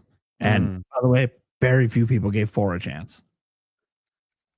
So, like, the Prime series is such an expensive one to make in the modern age that it just doesn't even make sense to keep making it. Yeah. But that's the thing. Nintendo does whatever they feel like whatever they want to do. Nintendo can throw away money at it because they have the highest profit margin in the industry. Now So, here's a question. I just don't know what the value is in doing it. Like, yeah, it's cool to keep Metroid alive, but like the game that sold well was Dread, so we should be maybe just focusing on the side-scrolling aspects of Metroid. Yeah. So here's a question. Because in my mind, a TV show is more viable than a movie.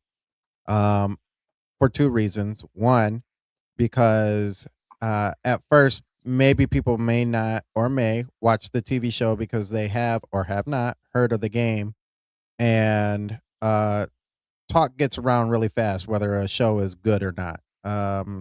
Thinking of like Fallout, those kind of shows. Do you think putting a show or a TV or a movie before dropping a Metroid 5, kind of like how Star Fox has gotten the treatment and like Donkey Kong has gotten the treatment, do you think that helps with sales?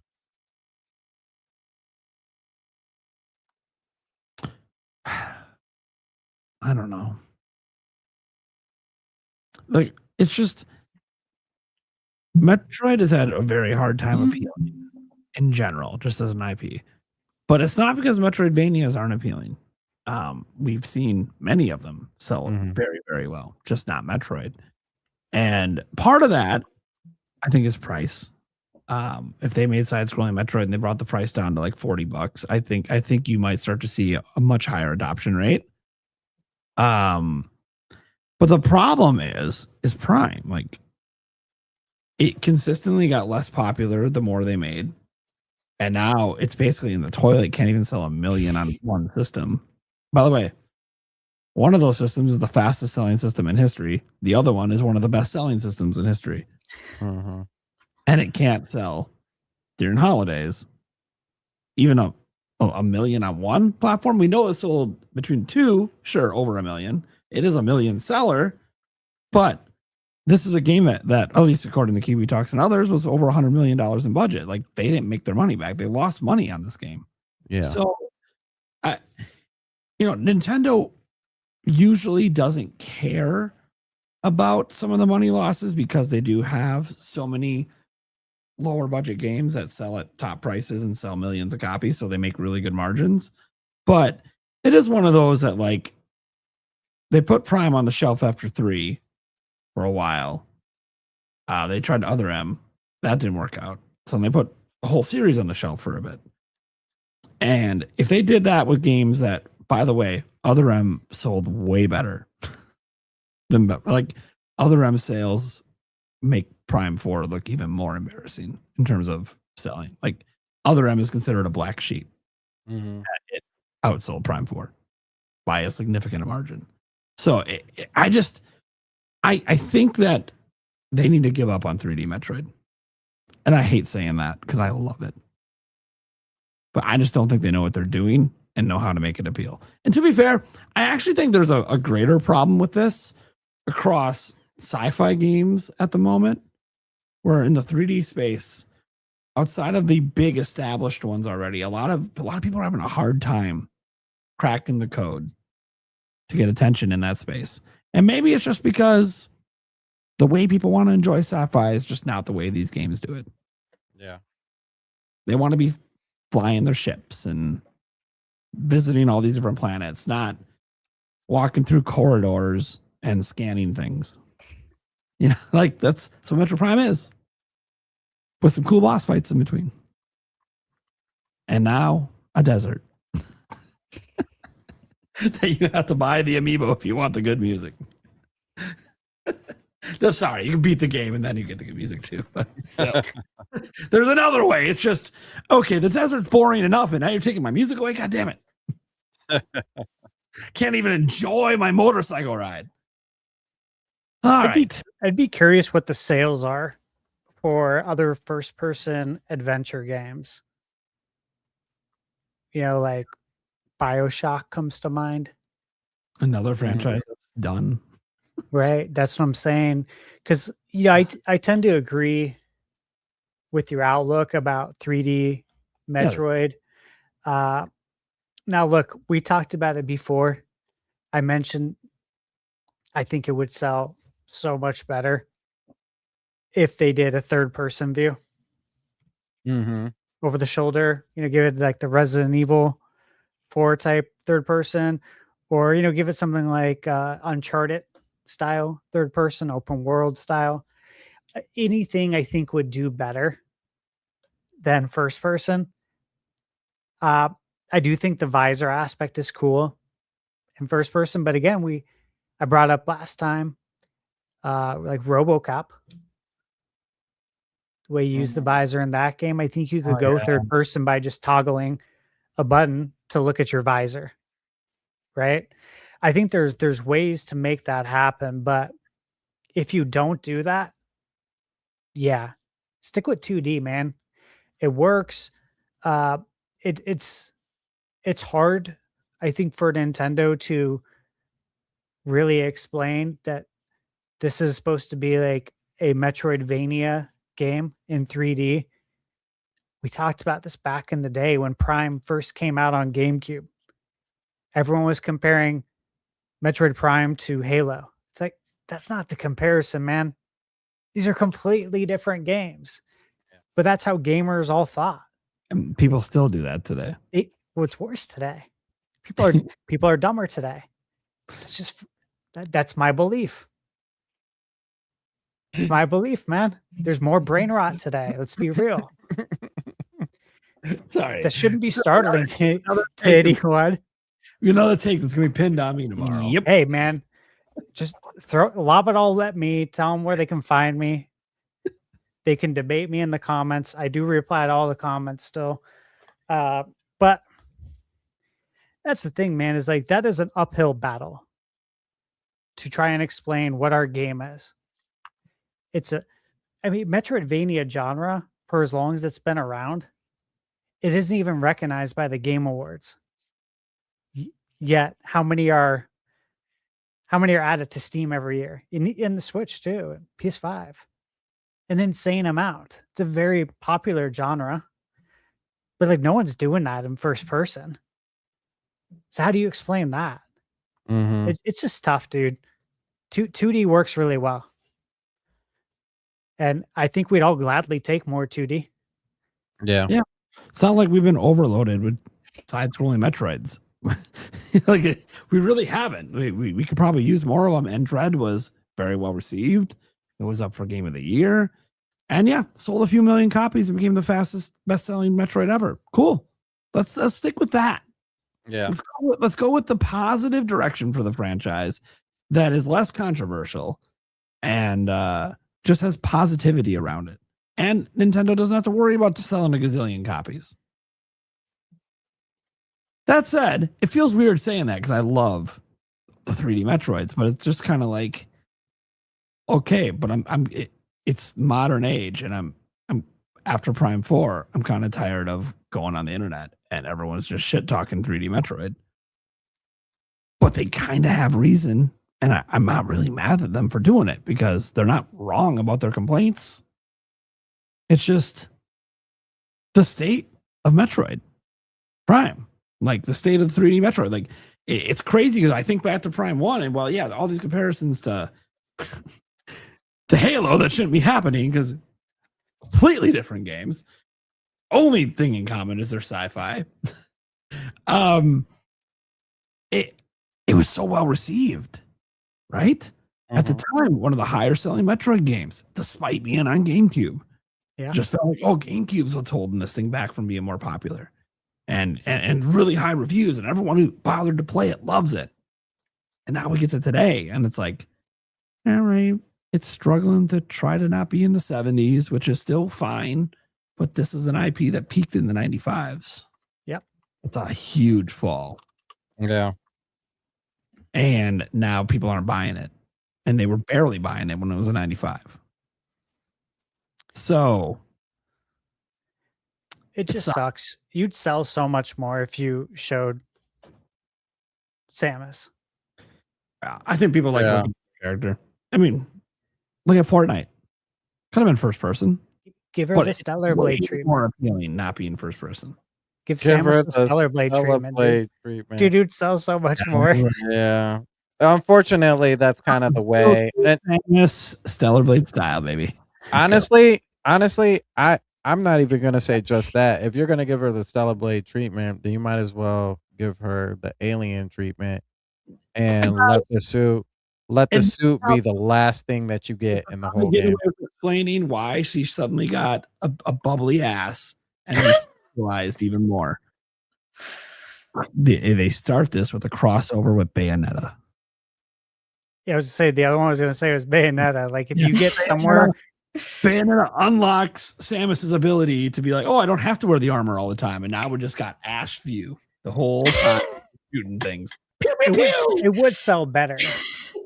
It was. I mean, it legit was. Look, some people already turned every Nintendo female character into a sex symbol. This would be Nintendo literally treating her like a sex symbol. It would sell. She could do it.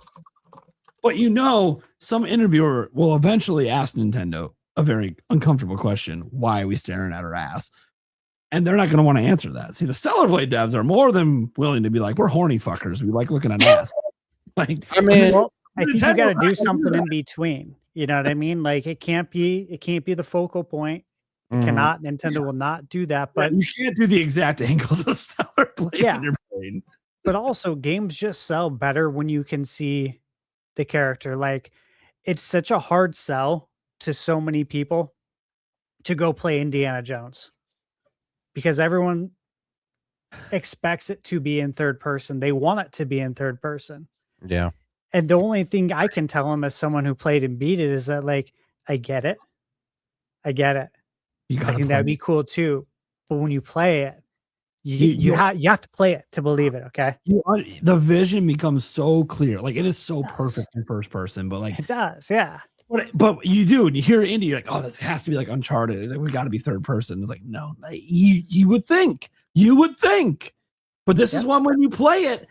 Once you experience it, you don't want this in third person. This is what it's supposed to be. You are Indiana fucking Jones. Mm-hmm. But I think you could feed both parties because we've seen it done now with other games like Resident Evil. You want first or you want third person? It's up to you. The game's built for both. It's like if you can feed both parties. Didn't we have this happen already? Wasn't it Other M? They did both in the same game. People hated it. Oh yeah, I think they hated. I mean, to be fair, there was a lot more than just that. Yeah, I don't know that the idea was bad, but like everyone hated everything else about the game. So yeah, it's interesting. Nintendo's not going to overly sexualize her, and they're also not going to I don't think they're going to put it into third person again. After I think Other M scared them from ever attempting it again. Even though Other M also had 4, but that's what I'm saying. If they were so scared of Other M, then how would they not be making a decision to not make Prime 5 after what 4 did? They should know though that it's not. It wasn't just the perspective. I mean, they're smart enough to know it wasn't just the third person view. No. They know third person games sell obviously very well. So yeah, they make a lot of them. Yeah. They make probably more of them than anyone else in the industry. They're very well that people like looking at the characters. Well, Mario just won some massive big voting thing worldwide for like the most recognizable mascot. Mm-hmm. Samus would be cool to look at too, though. Characters with the different suits. Yeah. Like people want to see that when you get a new suit. Like we don't want to just see it in a cutscene. You want to be able to see that all the time. And I think that's something we all like too about games like Zelda. When you get a new tunic, right? Yeah. Like even like Mina the Hollower, right? When you get new gear and you can actually see it in a game, it's cool. Yeah, I think what's interesting is, thinking back on the 4 Prime games, maybe this is just me. I don't think those games are worse if they're in third person perspective. You already are technically when you use the morph ball. I don't think so either. I don't think they'd be worse. Like I don't think they are necessarily better because they're first person is what I'm trying to say. Like when you play Indiana Jones and the Great Circle, if you actually play it, you will understand why that has to be first person. What they are doing with this game needs to be first person. You can't do it in third person. Yeah. It doesn't feel that way with Prime. It kind of feels like, you can do this in third person. Hell, we're already in third person half the game. When you ride the motorcycle in Prime 4, you're in third person. When you're doing the morph ball, you're in third person. When you're on the motorcycle, by the way, you're shooting things in third person. You're already doing it. Like I look at Resident Evil Village and I remember when it got its like DLC a year later. I think it was at least a year later. Capcom said, hey, look, a lot of you have asked for it. We added a third person mode to the game. And the game obviously continued to sell well after that. And it's like, Capcom can do it. They built the game to be in first person. They built the whole experience around it. And you know how important that is in a horror game where you're trying to build tension and you need a certain view. Well, they were able to put third person in there and it worked. Just feel like there's opportunity there. Like if you were to revisit again, like bring in Prime 1 through 3 with Switch 2 editions, I mean, you could literally test it right there. Add third person to them, see how it does. If it does better than you expect it, okay. Next Prime game, we need to have third person mode. It's a good like a testing bed for it, I think. Yeah. That's low cost, right? That's low cost. You're just releasing them on Switch 2 with improved resolution and frame rate. Yeah, we'll see. I mean, I think Nintendo has all the signs to not keep dipping into this well. If they do it again and Retro Studios is making Prime 5, I'm not gonna be mad. I'm gonna be like, all right, Nintendo wants to piss away money for things I like. I'm not gonna be mad. Yeah, I'll be there. Yeah, keep making shit I want. And if you don't care how much money it makes. Oh, people are tired of open world Zelda. I'm not. Shove it down my throat. Give me more. What do we call that? It's not anti-consumer. Is that anti-business? Yeah. Anti-business. They're not doing it for profit. Like they know they're losing money. So if they make Prime 5, it's like, okay, this is the series they clearly don't give two shits about making money on. So why? So what's the reason it exists? Like, is it just Nintendo America being like, hey, this is our one series starring a female. We can't get rid of it. Like, is it just that? Is that it? You just want to have that diversity in your profile? I don't know. Like, well, I've talked about it before. I think they have the first game on a console with a lead female protagonist on consoles. I remember like doing some research on it, and it had happened with computer games, but not a lot, especially back then, because Metroid came out in '86. Not going to have female leads really in the '80s, but you could safely say Nintendo was one of the pioneers, and if not the pioneer for consoles. And it's like, well, I mean, that's more important today than it was back in 1986. Let's be real. So that is a big deal when it comes to that kind. I think Nintendo probably cares about that. Cool. Alyssa, you got any thoughts? Are you just like, fuck it? Well, no, I do care. I think that they're still gonna do 5. I understand that they didn't crack 1 million, but part of me feels like I see what they were trying to do with 4, with it not being as difficult. I only played 1. I haven't played 2 and 3. But the way that it like gears you throughout the game, it's a little more guided, and I think they wanted to use that to try to make the game seem a little less intimidating to newcomers. And Nintendo just likes to make fun games. They say that all the time, and I feel like a lot of people that did play it and did like it did have fun. I had fun and enjoyed it. I liked Miles as a character, but I did feel a little bit too much of the hand holding. So if they made that like an option, it would be a little bit better.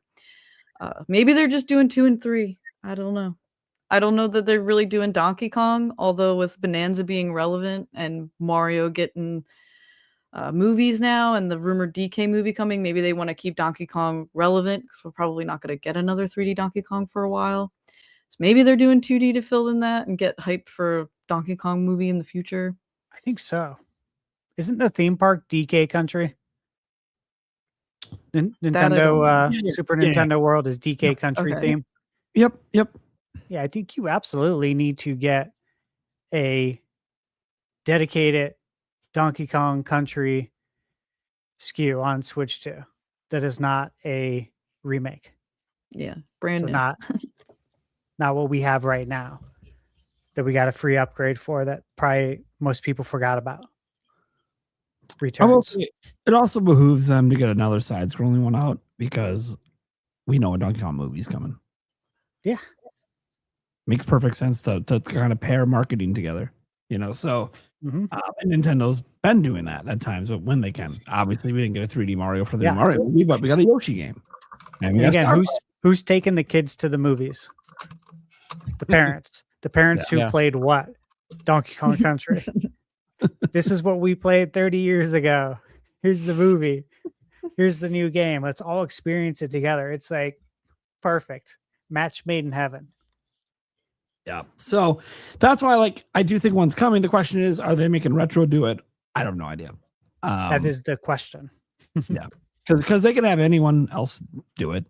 They brought 3D Donkey Kong back, right? Using parts of the Mario team. So anything's possible, guys. Anything's possible. I don't really know what direction they're going to go, but it's fun to talk about because, again, there's a lot of unknowns with Nintendo. This is just one of their studios. I actually thought about having a topic one week where we kind of go through all of Nintendo studios and what their last project was, if there's one we know they're currently working on, and then start talking about what we think's coming. Because Nintendo's got a lot of internal studios that haven't done jack shit on Switch 2 yet. I think that'd be a good exercise to do. Yeah, that sounds really cool. So interesting. It would be needed. Someone remind me. I'll remind you. Yeah, I will probably forget because I just got so much going on. It'll push out of my head, but I'm like, I think this is a really cool topic. I was literally thinking about it the whole time. I'm like, God, this could be expanded into such a really big Nintendo Studio combo that we've never had, and is relevant with a new generation here. So, okay, Eric, you got any thoughts? I mean, I know you like Donkey Kong. Yeah, no, give me all the Donkey Kong. I like Donkey Kong. If this is your preference, it'd be give me DK. Give me DK. No, I mean, go for new Donkey Kong Country. Why not? Hell yeah. I mean, I would be ecstatic for a new Donkey Kong Country. Yeah. I think Tropical Freeze is one of the best platformers of all time. Yeah. It is so good. I want more. It's criminal that's 12 years ago. Can we get another one? I mean, well, we re-released it how many times already? Well, I know. Yeah, And maybe they do need a break from Metroid Prime. They're like, we worked on this for so long. We need a breath of fresh air. Maybe we'll put a pin in this. Maybe we'll come back to it. It just feel like the end to Prime 4 really just set up for more. And I know there's like TV shows and movies that don't get sequels or new seasons because it didn't sell or make enough money. But yeah, not enough viewership. Yeah. Yeah. Cool. Well, I guess let's just slip into the Q&A right now, see what we got going on over here. If you guys didn't know watching, you can super chat in your questions to be featured on the show and ask the panel different things. It doesn't have to be what we talked about today. It can be really anything. Please keep it appropriate. You get inappropriate, I might not feature. Yeah, we've got on everything. This is not a Nintendo Prime Live. This is the NintenByte Podcast, okay? That said, Tall Show says cost of the 2 terabyte Steam machine is 3 Nintendo Switch 2s. For you and your friends. Right. I mean. And guess what? You only need to buy one game for all of you to enjoy Mario Kart World. Game share. I will say, I know some people were laughing that they have like their cheapest model doesn't include a controller. You guys are thinking too much traditional consoles when you're laughing at that. Most PCs don't come with accessories. Mm-hmm. Right. People have mice and keyboard later. But I mean, so I'm just throwing out there that it's not a console. I just want people to understand it's a PC. But aren't they marketing it as a console? No. They're marketing it as a living room PC. Fair enough. But people are treating it like it's a console. Got it. But it's technically not. Of course, all consoles are technically just computers anyways. But And I'm pretty sure a lot of you guys already have a controller that probably attaches to the Steam machine anyway. So, do you own a controller? Is it wireless or wired? Either way, it probably works. It's a PC. Works. It's a PC. Guys, every controller works on PC. All of them. It's just ridiculousness. It's PC. Yeah, if you guys don't know that it uses everything, you can use your DualSense, your Xbox, your Joy-Con 2s if you want. Those are supported on PC. Now, I don't know if it's supported in SteamOS, to be clear about that part. That's a different thing because it's different. So many are. Mm-hmm. I mean, you got to have an extremely obscure controller for it to not work. One that, maybe it's time to abandon at this point if it doesn't work. If you're busting out a Logitech controller from 95, yeah, that's like what I'm thinking, or like a Pelican from back in the day. Or Mad Cats. It might be time to go to Walmart and get the new $5 controller. Okay. Exactly, dude. Yeah. I think what's even crazier, like what Tall Show said, is, I mean, you could get for $1,100, you can get a PS5 and Switch 2. Now you're covering the spectrum, dude. Wildness. I know, but again, yeah, it's not. It really isn't marketed as a console. That's just, I don't know. That's the common misconception that it's a console. It's meant to like bridge PC gaming with console players, though. But it's not a console. But again, the Steam 2 controller, I have it. I love it. That's a real selling point. And so if you get a Steam machine, I think you'd really want to use that controller. But again, they're in such a tough spot too with pricing. It's hard to include that. Like, as much as it's like, people make fun of the pricing and stuff. You didn't see me do it. I know this is what the shit costs. I'm not going to be making fun of PlayStation for what PS6 costs or what Helix costs. This is a lot different than like some years back when I was like, oh, the PS5 Pro is $750. I don't know about that. Because we were still in the era of when we expected things to get cheaper. That era's gone. And it's not their fault. There's lots of outside factors that aren't about the console makers. So when I look at that, it's just like, yeah, man, I'm not mad at any of this stuff. Like, it sucks, but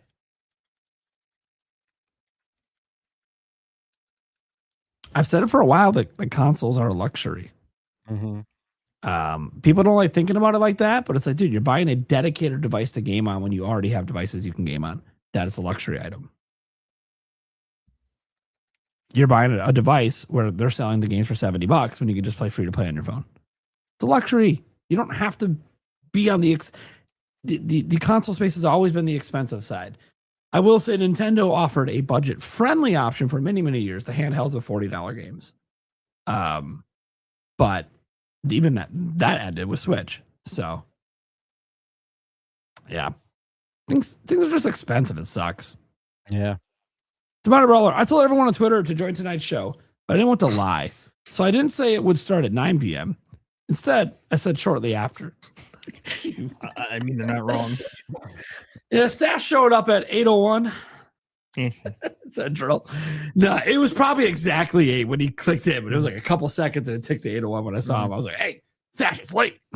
I literally recorded a review right before, and I wanted to get it done because I knew after I might not do it until tomorrow. I'm like, I got to get it done so I can edit it. I figured you were running right up to the edge. I've done that many a time on this show. Yeah. All right. Tomato Brawler gifted Thunderstash membership. Oh, thank you. And he gifted him another one. Thank you again. And then he gifted me one. Thank you so much. But don't worry. Sky sort of Alyssa made sure she's not missing out by gifting her own Channel 5 membership. Thanks, me. I've done this before. It's fine. Whatever. So she just didn't want to miss out. She wanted to be part of the gifting fun. Janky Con. I love the name. Dude, I love the avatar.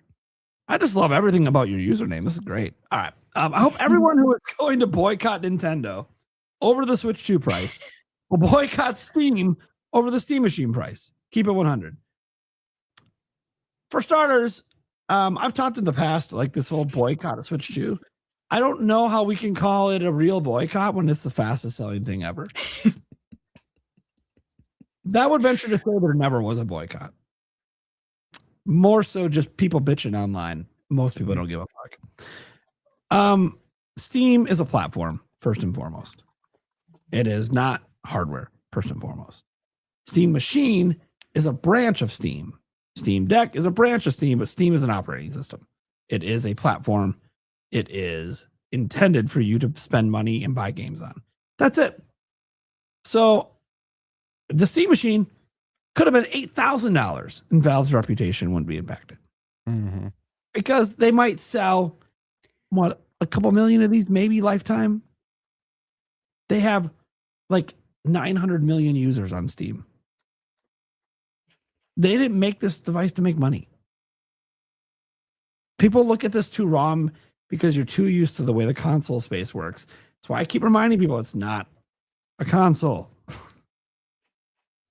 I don't know how many times I have to repeat it. No matter how many times people keep saying it's a console, it's not a console. It is a PC. You can literally load fucking Windows 11 on it if you want. It's allowed. It is a computer. It is not a lockdown ecosystem console. So when you start to realize that, you start to realize that they don't care about making money on it. The whole point of its existence is they're just trying to get their OS in front of more people and hoping that word of mouth will lead to people wanting to use it on their computers over Windows. That's it. That's what they're trying to do. Is it going to work? Well, Steam Machine's probably not going to help it. Not much. Not as much as they thought it would. And I think at this point, for it to work, and there's a high chance of this, Helix has to bomb. Microsoft can't be more successful than their device. Yeah. And I just said, what's their device? 2 million. Yeah. I'm talking about Helix, like not even being able to crack 1 million. Like people just won't buy it. But they're just done with Xbox. And I don't think that's going to happen because it's still sold 35 million, the current one. So there's still an audience, at least in the US, that'll buy it in the millions. So of course, we say that before we know what the price of Helix is. Obviously, that can have a huge impact on any sales potential of the system. So, yeah, but that's the thing, because Steam is trying to make an operating system that directly competes with Windows for gaming specifically. They're not trying to compete with Windows on everything. They're just trying to be like, gamers, you have a reason to use this over Windows. Windows is trying to say, yeah, we fucked up. We fucked our operating system up. They've been admitting this all year. They've been literally de-AIing their OS because they fucked up and they know it. And they know that operating systems like Steam is coming. Other Linux distros are getting better. Mac's coming for their throats right now by offering competitive pricing on products. So when they're not in trouble, Microsoft still owns a majority of the PC market. It's like 98% or something between Windows 10 and Windows 11. But that's not the point. The point is you start to slip. The cracks start to show. At one point, Intel owned 99% of the consumer CPU market. They now are actually in the minority, and AMD now owns 65% of the market. Why? You slip and you don't do anything about it. People will take advantage. So Microsoft is trying to de-bloat Windows 11 for gamers because here's the thing. SteamOS is literally just a gaming operating system. That's all it's for. It's not meant to be a workstation, editing videos, that kind of stuff. It is meant to play games. Okay, so let's de-bloat Windows. Let's still let it be what SteamOS is not. We are still Windows, which means you can have your Steam. You can have your Epic Game Store. You can have your Battle.net. You can have all the launchers and all your games. But, which is an advantage over SteamOS, but now we got rid of all the shit you hated about Windows and actually made this really intuitive to use on a big TV with a controller. They do that. Their Microsoft play is, why would you need SteamOS? Why would you consider it? Just use our gaming version of our OS. Which they'll probably eventually build into Windows 12 as like a toggle, like turn on. And that's huge because that's what Microsoft might be thinking now is when they look at Xbox. Yeah, I know they might be selling off the brand and everything, but until then, Microsoft is a massive company and they're thinking about the big picture. And for corporate, they care a lot about Windows. So since you're putting a PC into the market, the selling point of this for their investors is, hey, we're making a version of Windows that's going to make people not care about SteamOS. Because, yeah, Microsoft has more conversations about this than any of us do because they worry about the competition in the marketplace. And you got to remember, at one point, Internet Explorer dominated everything, and now it's Chrome. Like, again, you start slipping. Microsoft's experienced this. You start slipping, you don't do anything about it. Look, Xbox might be fucked, but they still have Windows to worry about. And Windows is playing a huge story on Xbox Helix. So we'll see. We're supposed to hear more about the system later this year. And maybe that'll be part of the showcase. Maybe they show a little bit of the OS. We'll see. Is it better than what they put on Xbox Ally? We'll see. No idea. Knowing Microsoft, it's a completely different version because they're disconnected and none of their departments talk to each other. Yeah. Like every mega corporation. It's like NASA over there. Yeah, it's probably a completely different version. And where's Waldo? Which one's better? I don't know. Now everyone's confused. And there's 17. You're not allowed to talk to other departments. Seriously, it's bad. They are a huge company, I get, but whatever. All right. Next one here. Pokemon fan says, put Coliseum on GameCube NSO finally for your birthday. Sure. Let's go. Pokemon fan has the same birthday I do. So Coming soon. That's right, guys. Only one more episode before my birthday. Just throwing that out there. Demon Brawler. Keeping the tradition alive. I was scared for a moment. I'm like halfway through the super chats and I'm like, oh shit. Is the streak over for bringing back NFL Blitz, NBA Jam, and NHL hits? But so long as Demonic Brawler breathes, we will never miss an episode of begging for these games to come back. I filled out a survey for Summer Game Fest, and one of the questions was asking what developers, publishers would you have liked to have seen at the event that weren't there. And I listed off the ones that would make sense. EA being one of them, though. And I put EA in there. And I said, because I really want to talk to him in person and get the lowdown on why we're not doing anything with the NBA Jam and NFL Blitz license. I really want to talk to someone. I want a face. No one's asking them the deep questions. Yeah, I want a face to face, and I want to ask them that. I want to get the lowdown. I want to know why. So maybe next year. You can always hope. Maybe EA will do another Days of Play event like they used to do before, even though those events. Eric and I went to one. I've gone to 2. They weren't that good. No. They were very disorganized. Yeah. But they should have just stayed as part of E3. It was way better when EA was actually at E3. Pluto Dojo.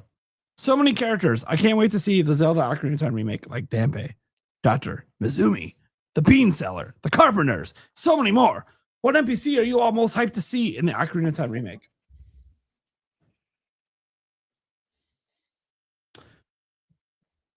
Oh, what are their names? Hold on. I'm mad that I don't remember their names right now. Happy Mask Salesman. That's a good one. Just trying to think real quick. It's hard. It's so great. Hold on, I mean, Dampé is a really good one. They already said that.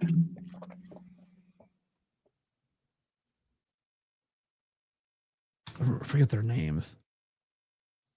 Yeah, okay. So I was gonna say Ingo and Talon, because they're based off Mario and Luigi. Yeah. Hyper realistic Mario and Luigi. I just gotta see it. I gotta see these Mario and Luigi's and realistic graphics. I gotta see it. I'd be interested to see how all the ladies in Link's life look. especially that hottie twin Rova. I mean, wait, how old is she? Wait, twin Rova. That's where we're going, dude. She's legal. That's what matters. We can count the fairies too as ladies in Link's life. Yeah, I want to see just how all the ladies look. How far do they go? Interesting. Yeah, how far do they go? But the great Deku tree and the sages as well. It'd be interesting. I really the Deku tree though. I want to see what he looks like. How realistic is that great fairy? I actually want to see if Roru's stash outstashes stash. They put jiggle physics on the fairies. This is important. It's very important. Kapora Gabora. It's for science. I love Kapora Gabora. Yeah. Ooh, that's one of my favorites. That owl's gonna look badass because owls look badass. Yeah, owls are just so cool. So I'm interested to see that. Yeah, Kapora Gabora gonna look fucking awesome. I love the character, the interactions. As the whole chat says, how about just any of the Gerudo women? That's fair. Look, this guys, we're all worried about the Bomber of the Well making a T for T. We should be worried about the Great Fairies and the Gerudo women. Yeah, that's fair. They put extra clothes on one. Actually, she ends up putting on armor. I don't know if I'm spoiling a game, but care about the spoilers on a podcast for like a 30-year-old game. Come on. She becomes one of my favorite untapped enemies in Iron Knuckle. Untapped. She does. All right. That was a good question. I like that one. Happy Mass Salesman especially is cool because you figure it's coming. So that's gonna be a carryover one. Foreshadowing for sure. I also would like to see Happy Mask Salesman expanded a little bit in here because Majora's Mask is a thing. Absolutely. Because they didn't know Majora's Mask would be a thing at that time. So now you could really expand on that character in Ocarina of Time. Yeah. He's actually he's the only other person I feel like can make it through the woods without turning. And I'm trying to figure out how that works because unless Link really is dead, he's the only one who gets through the Kokori Forest. Because he's a mystical guy. Because as we see in this game, he has Majora's Mask already. Oh yeah, that's true. You walk into a shop and He all of a is sudden an enigma. the wall, and we're like, holy shit. They added Majora's Mask into Ocarina of Time. Okay. Yeah. That'd be I sick. know this is probably, we're not going to see it do anything. But what if we do? Yeah. And What if we see the mask salesman himself use that fucking mask? I want to see it so bad. I want to see what happens. Anyways, then again, can you imagine if Ganondorf, that's the twist, Ganondorf gets his hand on Majora's Mask. he gets his hand on one of the masks. That's what it is. Shit. Dude. Yo, you know, it's going to be so, dude, please don't fuck it up because Majora's Mask is clearly going to happen one day. Mm-hmm. Can you imagine the transformations and the swimming? That's what I've been saying. Oh my I've been God. saying that. It's going to be so, they might fuck it up. The But water effects will be insane. I'm interested to see the water. Oh, Stash is ready to go to the fishing hole right away. He's got to see. Oh, dude, they better add more fish, pretty fish. All Yeah, the they fish. can expand the fish. Yeah. Easily. You know, expand the poles, expand that whole thing. There's so much they can do. Yeah, all right, Sandstorm. Stop extending your pole. Time to put it away. We're not fishing today. I'll keep my lunker in.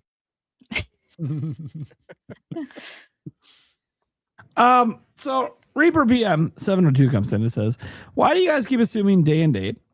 You know what else was supposed to be day and date? Borderlands 4, 007, Lego Batman. Stop assuming. Well, Day and date on what? It's not really an assumption. It's been said until it's retracted. That's different. We're honest. What are we referring to here?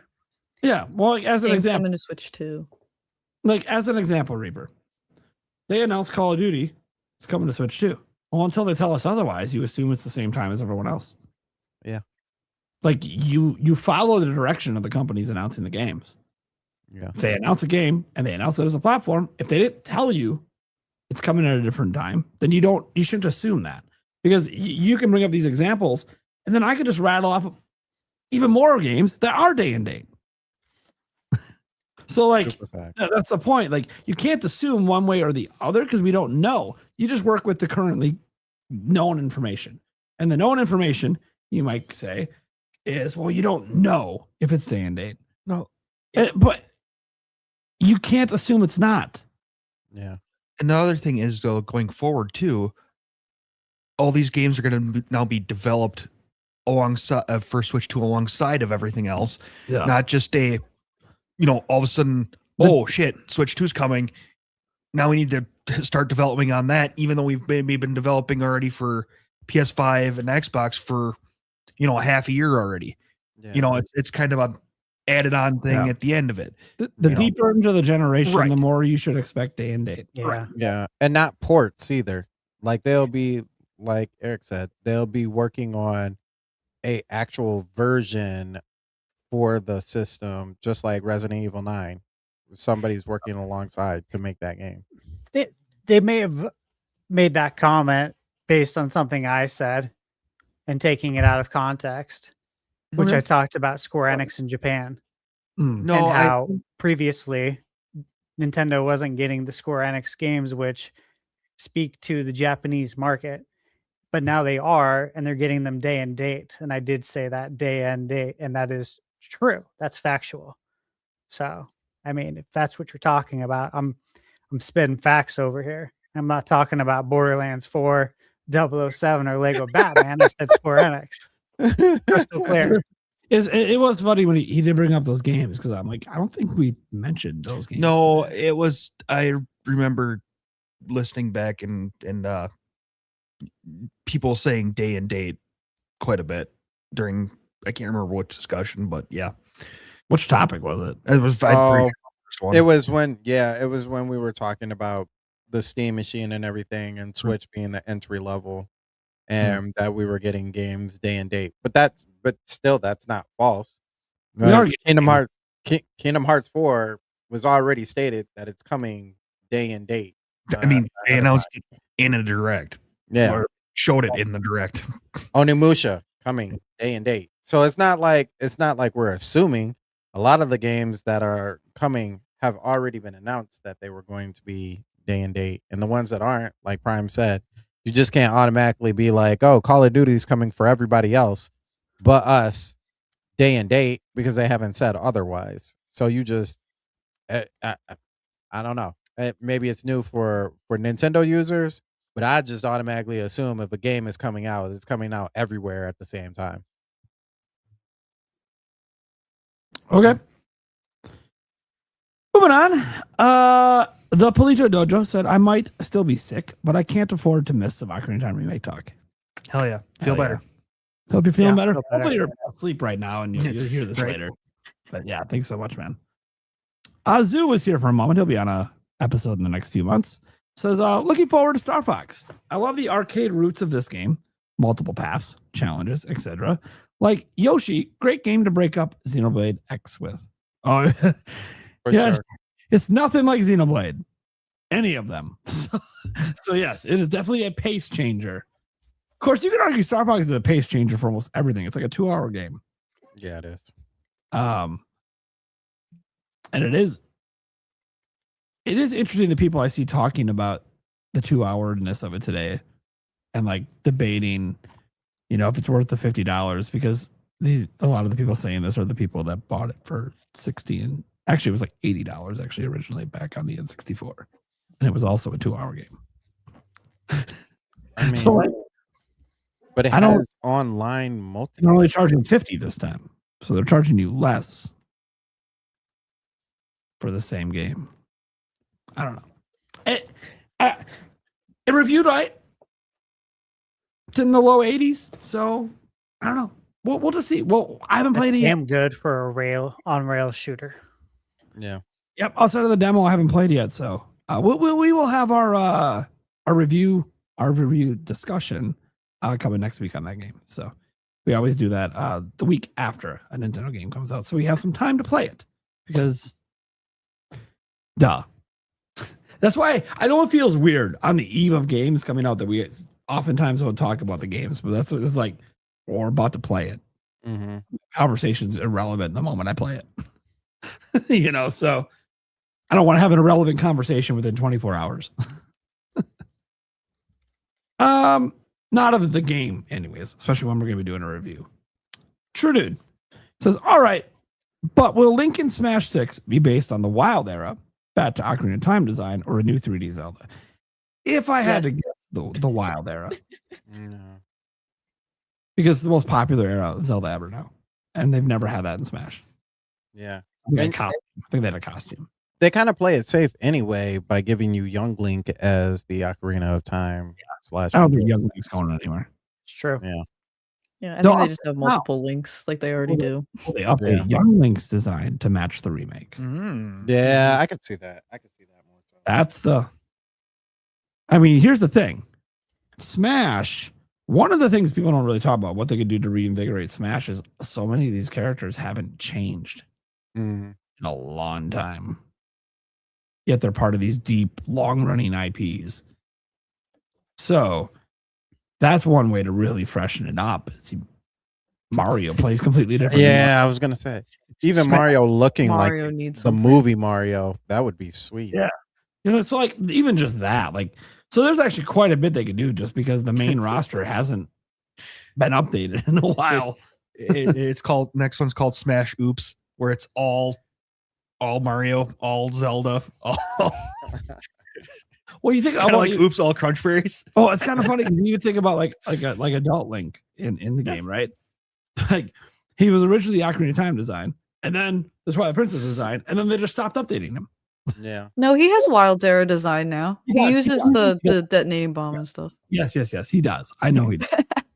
Okay. I was just pointing out that I think needs a complete overhaul Yeah. to be something fresh. Because that wild design thing they did it looks nice, and I'll leave it at that. I don't like the way it plays at all. Yeah, I don't like the way it plays either. Looks nice. Thanks. Probably be cool on an amiibo if you made one that looked like that. Yeah. Dane says, hope those digital GTA 6 pre-orders don't sell out. I mean, look, the code in the box ones will probably sell out day one. It's kind of ridiculous. Especially if it's a standard version. Like, I guess you're just buying it because you want the box art. So I kind of gauge my regular consumers by some of my friends who are a little less game savvy, I would say. And one of my buddies, best friend of mine, he's part of what I call the upper echelon. He hit me up and was like, GTA pre-orders are going up, and I'm like, yeah, they're going up tonight. He's like, oh, you picking one up? And I was like, absolutely not. And he's like, why? I was like, well, for one, it's $80, and I'm not about to pay $80 for a code in a box. He's like, code in a box. So I explained that, and then he was like, oh, okay. I mean, that's not really that bad. And I'm thinking like, are you serious, bro? But I mean, to a general consumer, maybe that's really not that big of a problem. I'm like, Yeah, to the average consumer, it's not. They don't care. no. So as much as I hate it, Rockstar don't care about how I hate it. They care about Buddy who's gonna pick up a code in the box times 58 million, you know? I'm just gonna call it what it is. It's a digital only game. It is what I'm not surprised. I know some people would prefer if it was just like a fake blank disc, aka a game key card. Right. And I get that for resale purposes. But the game can't fit on the disc. I'm gonna tell you right now, we don't know the size of this game yet, but it might be one of the largest video game file sizes we've ever seen. Yeah, they're charging you rent. They're charging you. You're always going to need internet to play the single player in this game. Yeah. There was not going to be any situation where that was going to be remotely possible. They're not selling you, a hard drive that you're going to need to store this game on. So yeah, it's going to be interesting. It's going to be interesting. They sold you a game you can't sell back unless it's still wrapped. And maybe even then, maybe not possible. If something happens to your system, that game is just bricked on that system. And even if you need another account, you got to pay another $80 for it. It's ouch. But you want to play Grand Theft Auto 6? You're going to play Grand Theft Auto 6. Talshow says to debut your new chatty friend on the podcast. No. Blind app. Steam Machine is dead on arrival. Steam calls it a console. They sure do. Now read the fine print on their own website. They define it as a PC living room console. All it means is it's just like a pre-built device. That's all it means. Other pre-built PCs have called themselves consoles too. All right. Daniel Alvarez says GTA 6 will be a key card on Switch 2. No code in a box. GTA 6 needs to be announced for Switch 2. And I guarantee it'll be a code in the box. They are not going to give you a game key card. If they didn't give you a disc, they're not going to give you a more expensive option and take less money. You realize the key card costs them more than a disc. If they weren't willing to give you a disc to maximize profits, you think they're going to spend more money to give you a blank cartridge? GTA 6, if it even comes to Switch 2, might not even come in a box. You might not get a code in a box. It literally might just be on the eShop. Yeah. And it will sell millions. And they won't care. Because they know their audience. But yeah, so I remember Rockstar, they know how to make lots of money. So, yep. And they're, to be fair, they're one of the few people studios, I will say, the game quality in general deserves the success they have. Mm-hmm. Week to Manual 7. After I've Return remake and the inevitable Majora's Mask remake, do you think we'll get a Mario 64 remake? I do. Ooh, see, Sandstorm disagrees. So hold on. I don't think so. Hold on. You two go at it. What's going on? Stash, make your point. Why do you think it's going to happen? Because I can feel it. He's usually right. His gut feelings are right so Generally, often. I base everything on that. I really can. I feel like the Buck's not going to stop with Star Fox and Ocarina of Time. I think Mario 64 is going to get in on the action as well. I just do. I feel it. I thought you said when the Bucks stopped. I meant when Giannis got traded to the Heat. No, I wasn't poking it. Ouch. Nah, man. Chihuahua. I'm laughing at myself right now. I'm the Buck fan. That's going to be the saddest about it. But it's okay. And I was wondering if you talked to Andres about it since it's traded to his team. We had a brief conversation, but it was mostly me just asking him some questions about Hero because I haven't watched a lot of them. Well, yeah, you got 11 now on your team. Yeah, I'm aware. Anyway. I'm really excited to see them play this year, though. There's something nice about the youth movement and having a coach who's done it before. The youth movement. So we'll see. Yeah. We had a lot of 19 and 20-year-olds playing for the Bucks this year. It's crazy. Mm-hmm. My daughter's 15. Like, Jesus Christ. Like, I'm getting old. Fuck. We got a lot of young guys on our team too, and then we just, of course, drafted Koa Pete, which I was extremely excited about. I thought you were gonna like that pick. Yeah. My cousin asked me yesterday. He's like, "You think the Suns are gonna do anything in the draft?" I said, "I've been very busy. I've heard nothing. All sports radio has been doing is talking about Arizona Cardinals shit, which I don't care to hear about it nonstop." I live in Arizona, guys, just so you're aware. Yeah, so I'm just like, I don't want to hear about that. But I was like, I said if we were to do anything, I would be so happy if we somehow traded up in the draft and somehow Koa Pete landed in our lap. And then it happened. I was like, holy shit. So he's an Arizona native. It's really cool. There you go. Wintermantle 7 says, is GTA 6 on Switch 2 definitively not happening? Or definitely not happening? Well, there's no definite. Right. We don't know. It all has to come down to conversations between Rockstar and I don't know. Nintendo. I don't think anyone on this panel knows. Because, as Kiwi Talks has explained, things at Rockstar are massively locked down at the moment. They are Fort Knoxing information. So here's the thing. I think it's going to come to Switch 2 someday. I've been very consistent about this. I think it almost has to come to Switch 2 someday. Because unlike last time when it came out, Nintendo is now the more relevant platform than Xbox.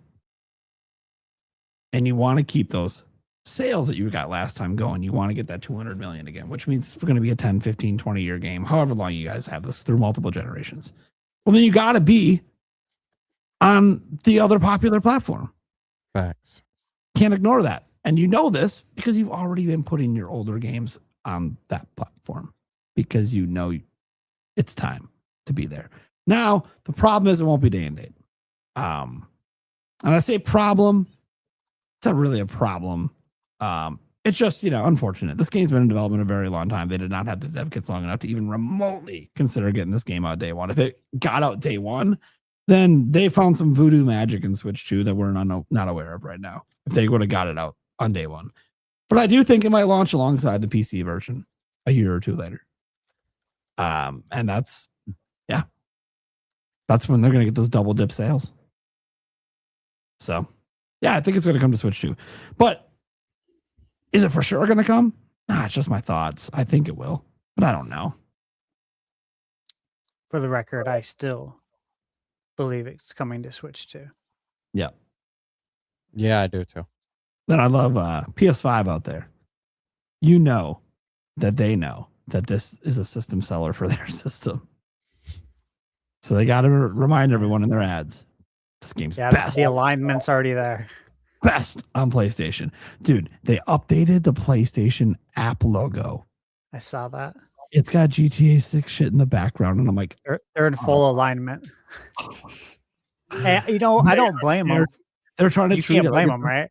they're treating it like it's a first party game, but it's going to sell best on PlayStation.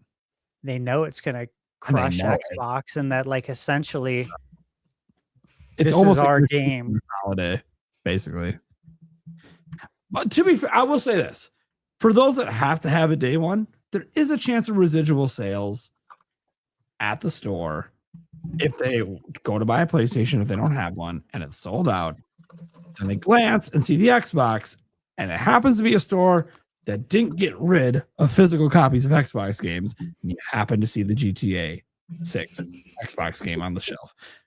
It's stupid, but it could lead to them being like, you know what? I could buy a Series S instead of spending $650. Fuck it. So when people talk about GTA 6, I'm going to Switch 2, the number one argument for it is it's on Xbox Series S.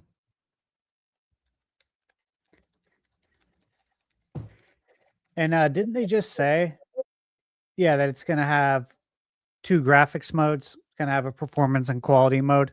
I think so. In their screen, they did a dump today for the pre-orders, which gives me as well like more confidence that if we're going to have a quality and performance mode, that like the performance mode could be the only mode for Switch 2, basically. Mm-hmm. Sure. And it's still got to run for Series S, right? Yeah. So with that being said, like it's at this point in time, I wholeheartedly believe anything that runs on Series S is capable of running on Switch 2. So yeah. That was the biggest assist Xbox could give to Nintendo was the Series S. We just didn't know it at the time. They didn't know it. It's going to hold back gaming, and now we're like, actually, thanks. Right. Yeah. You know what, Xbox, you might be on the way out, but thanks. Thanks for the Tabby Cat Games gifted Thunderstash a membership. Thank you. She will also be on the podcast in the future coming up. And Winter Man 07 says, could GTA 5 and maybe even 4 come too? 4 I hope not. like never gets any love, like as far as releasing and we got the original 3 and the remaster. GTA 5 still going. GTA 4 just like never, I don't know, it never appears anywhere playable, like outside of where it released.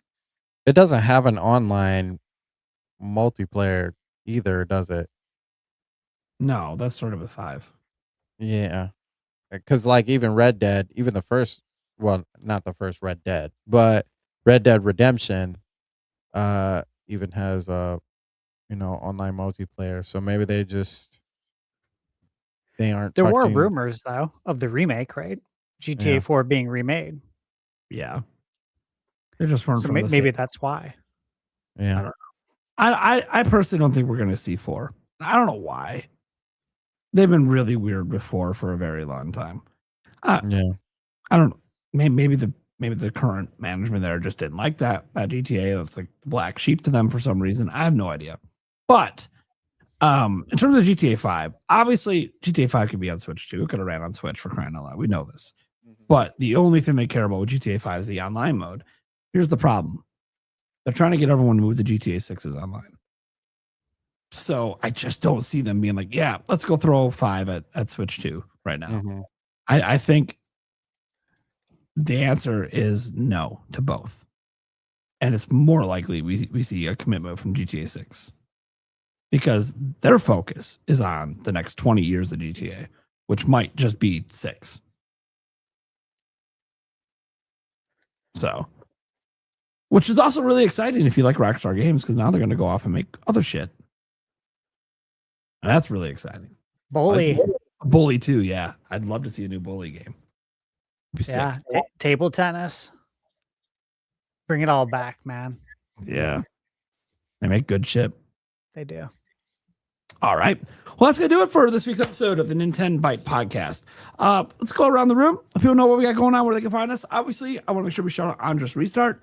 Thank you so much, buddy. You came in today as a replacement for the Birdman. So thank you so much, Andres, for that. You can go check out his content. He does daily content, covers news, but also does a lot of speculating and theorizing on future Nintendo games and stuff like that. So it's really fun. If you liked his conversation on the show, you'll love his YouTube channel. It's a lot of that kind of stuff. That being said, let's get to our other guests. First off, the one who is dressed like Link, Sky Sword Alyssa, who's been reborn. I have been reborn. I stream games here on YouTube, Sky Swords Alyssa. Tomorrow I'll be doing Star Fox. So if anyone in chat or I know we're all super busy, but if any of you guys have any free time and you want to pop in, play some Star Fox, that'd be really cool. No pressure though. I want to check out the game chat thing too, but I'll probably just do like an hour-ish of campaign, maybe not even that long, and then switch to multiplayer. Because I'm personally more excited for the multiplayer to play with other people. Friday, I'm hopefully finishing Resident Evil 9. I wasn't planning to play through the whole game, but I managed to do so. I did make a couple shorts from the last Nintendo Direct reacting to 2 games specifically. One you guys could probably guess, Ocarina of Time Reborn. The other game I was super excited for was Switch Sports Resort. Hey. I honestly, like, I say low key in my short, but my brain was just going so fast. I'm like, that was not a low key reaction. I was very, very excited. I have been waiting for that. So definitely recommend checking those out because I think they're pretty crazy. Which and I will sport be are you most excited for? the plane. And I really hope that they have the iCards again because that was so much fun just flying around the whole island, picking up the little cards and learning about the areas on the island. I love that. I love that they added skateboarding. And I'm actually pro thumb wrestling. I love the wackiness. And I was just kind of just like, what the hell's happening? Like, this is great. I love when they do crazy stuff. It is a little sad that they cut out the sword fighting. And there was one other one that I can't think of off the top of my head, but definitely excited for the plane and archery. Archery was another one that I really enjoyed a lot. So thanks for having me on again, you guys. Appreciate it. No problem. Then we got the Deacon Sandstorm McDowell. Hey. Yeah, you guys can find me on Twitter at Sandstorm McDowell as well. On here, the Sandstorm Show Rebirth, as you guys see.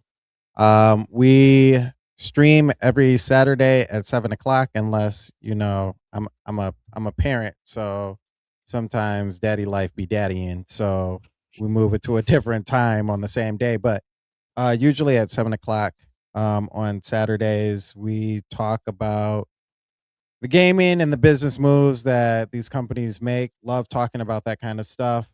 We also talk about mental health in relation to faith as well too.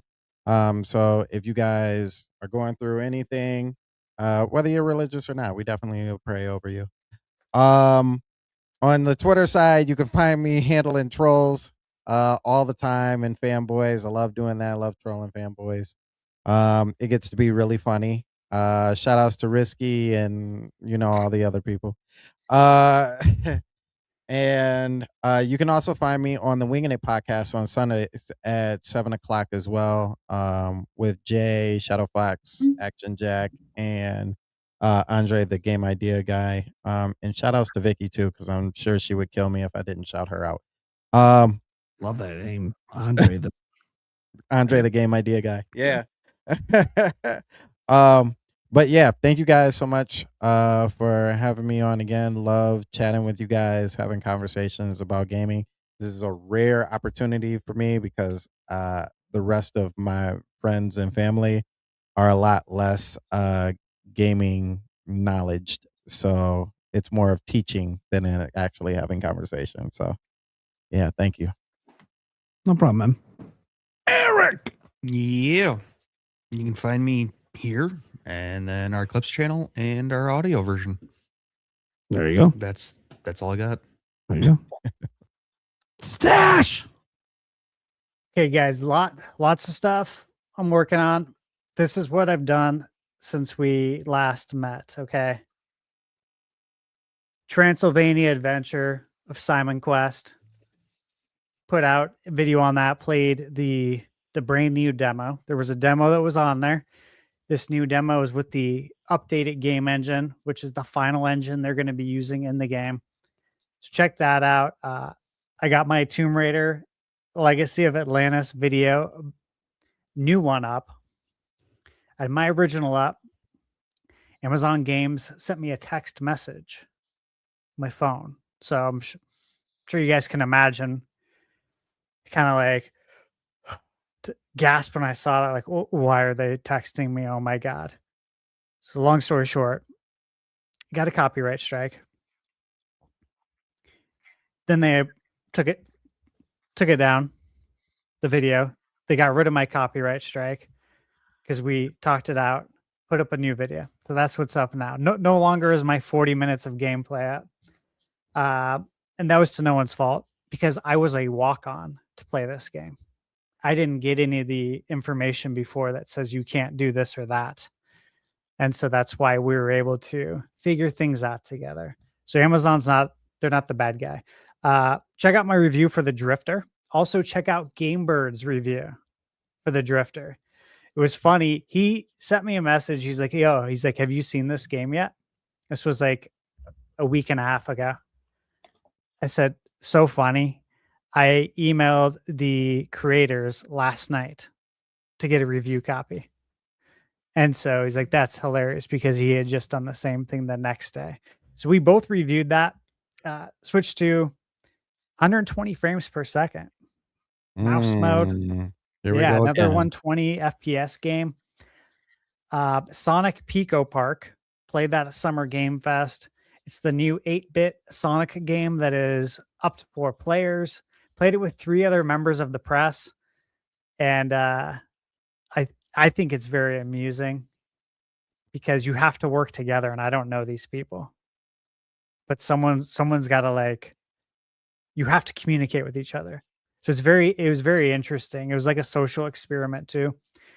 And then Trine 6, Together in Time, played that at Nintendo's booth. You could say at Summer Game Fest. Just posted that today. And then the things I got coming up, Adventures of Elliot, getting close to putting a wrap on that. Star Fox tomorrow. Devil May Cry 5 coming up. Sonic Frontiers coming up. And then tomorrow I'm posting my review for the Necromancer's Tale. Have you guys heard of this game? You know anything about it? Did very, very well on PC. It's a CRPG. So, you might be interested in that, but I like CRPGs. I figured you do. So obviously it has a mouse mode, but that was what I was recording right before this. And then Monopoly Star Wars Villains will be coming out. All that will be coming out before our next meeting. And then I'm not going to go into all the details because I've already been talking too much, but there's more coming for Summer Game Fest of games that I played and haven't put out a video yet on. There's a lot more. So check it out. Thunderstash Gaming. All right. Let's see here. Well, I'm Nintendo Prime. Before I sign out, guys, just got a couple more things to slap up here. We have gifted memberships from Tabby for Nintendo Prime and Sky Sword Alyssa. So I want to make sure Thank you, Tabby. get that shout out from Tabby. And then it's at the backlog. Says, could you all end the podcast with a rendition of I Don't Want to Wait from Dawson's Creek? Thanks in advance. So, well, I am aware of I Don't Want to Wait. I have never listened to it all the way through one time because I didn't watch Dawson's Creek. Great. I didn't either. I'm aware of the tune because it was such a popular show, but I literally never listened to it. Is that the I don't want to wait? Yeah. Yeah, and that's the only part I know. That's all I know. That's all I know too. I was going to say the same thing. Sandstorm Yeah. got you. Attack the backlog. There you go. You gave it at the backlog a little bit of what you want. Yeah, I didn't watch that. To me, and hey, no offense for anyone who likes it, but when I was growing up, ATB, take offense. yeah, well, when I was growing up, again, I'm older. 41. That was a chick show. Yep. You ain't watching that, right? Yeah, not No. for you. Not Not I'm for not you at watching the that. time. Yeah. I'd rather Michaela do- watches it sometimes, and Goonies back on TV. I tune out, dude. Because Yeah, still man. today, I'm like, I ain't watching that shit. It's a chick show. I'm watching Hercules. Out of here. Okay, Hercules and Oh, yeah. Xena? there you go. Yeah. You know, Hey, you know what's funny? it's supposed to be a badass thing, dude. For like, it's supposed to be a badass chick for women to watch. And my dude, everyone I know watching that show was a guy.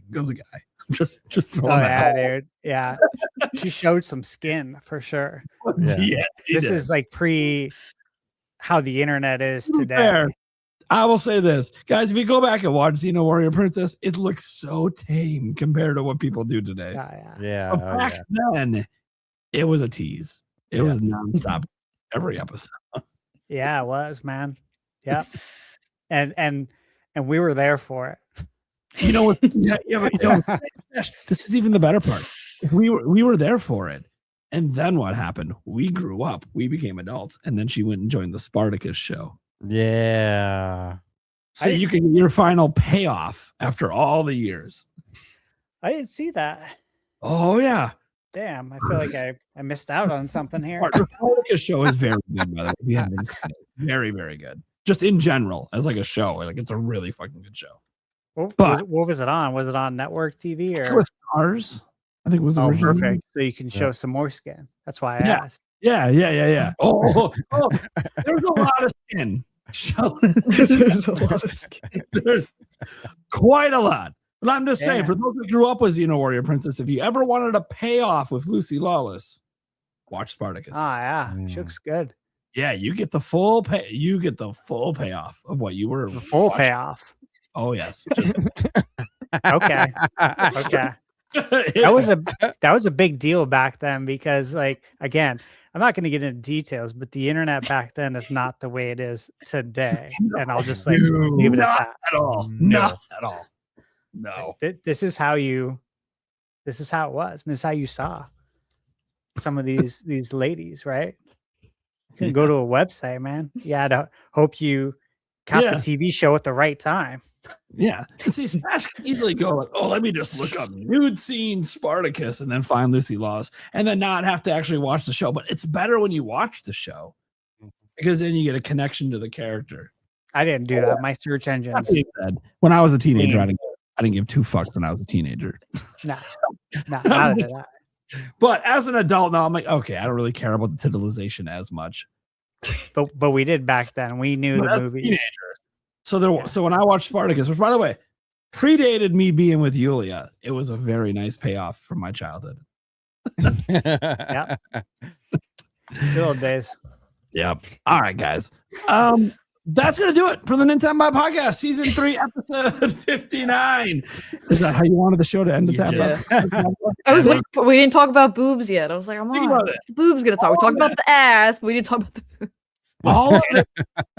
all of this off of Dawson's Creek. I just want Dawson's Thank you, here off Technical. Dawson's You Creek. made the shriek. To be continue. fair, Cody said I actually just pinned the message, but he did ask if we're Oh, the talking about Titanic. Titanic. Titanic. Yep. It did get brought up. Spartacus is the ultimate Titanic show. It's pretty much straight nudity the entire every season, every episode. But it, like, I don't. It makes sense. You got to watch it. It makes sense for what you're doing. But, yeah, it's a very titillating show. That is for sure. Must be inspired by Titanic. Because again, that was a big deal back in the 90s because you didn't see it in major motion films. That was like not a No. thing. No. Huge No. deal when that nude scene happened in Showgirls. Titanic. Showgirls Was a but big that was deal. when Showgirls was a huge deal. Lots of Jessica backstory. Spano, Yeah, Elizabeth Berkley, and then striptease, of course. one of the most ridiculous pool sex scenes of all time. Uh, To the so unrealistic. that's the only time, though, like when you saw anything. Yeah, yeah. Outside That was, of that, it that was was- the payoff from Saved by the Bell with Showgirls. Yeah, outside of that, you got to hope you like see a hot chick at the mall. Back then, yeah. Yeah. And I mean, sometimes you would. It happens. The hot chicks yeah. exist. Yeah, you do, but like you still got to go to the mall and like scope it out. Yeah. Scope out the scene. Like that's what you literally did. Fun. Finding hot girls at the mall. I mean, if you would have went with me back in the day, you would have met Fanny Pack Boy. Oh, Eric was famous for standing in the middle of the mall cafeteria with his hands on his side like this, with a fucking giant fanny pack in front of him. And he had like over to the side and just look at him and be like, all right, Fanny Pack Boy. I owe silver. Away. Dude, fanny packs were awesome. Dude, he rocked the fanny pack everywhere. He was the only person I knew that did it. My dad did it, but only on vacations. We live in this area, and he's wearing a fanny pack to the store. I fucking loved it. And the thing is, people make fun of him. Women are bringing bags to stores all the time. Why can't a man? Yeah, exactly. Yeah, I mean, I always I thought just want some more pocket space. fanny packs were cool, like when they came out. Well, now that's how you. And I was kind of annoyed that they fell out of coolness. I love the slap bracelets back in the day. Oh, yeah. There's so much cool stuff back in there. There's a lot of personality. And lots of bright colors. Mm-hmm. Yeah. Hey, Neons, you guys, man. Today, go back to the 90s, man. Dude, we had bright colors everywhere. It was the best. It was awesome. All you gotta do is go look at old McDonald's toys from back then. That gives you a nice look into what culture was like. Yeah. All right, guys. Thank you so much for being here. We'll catch you same time next week, which is a new month, July. Bye. See you then. Peace. Nice.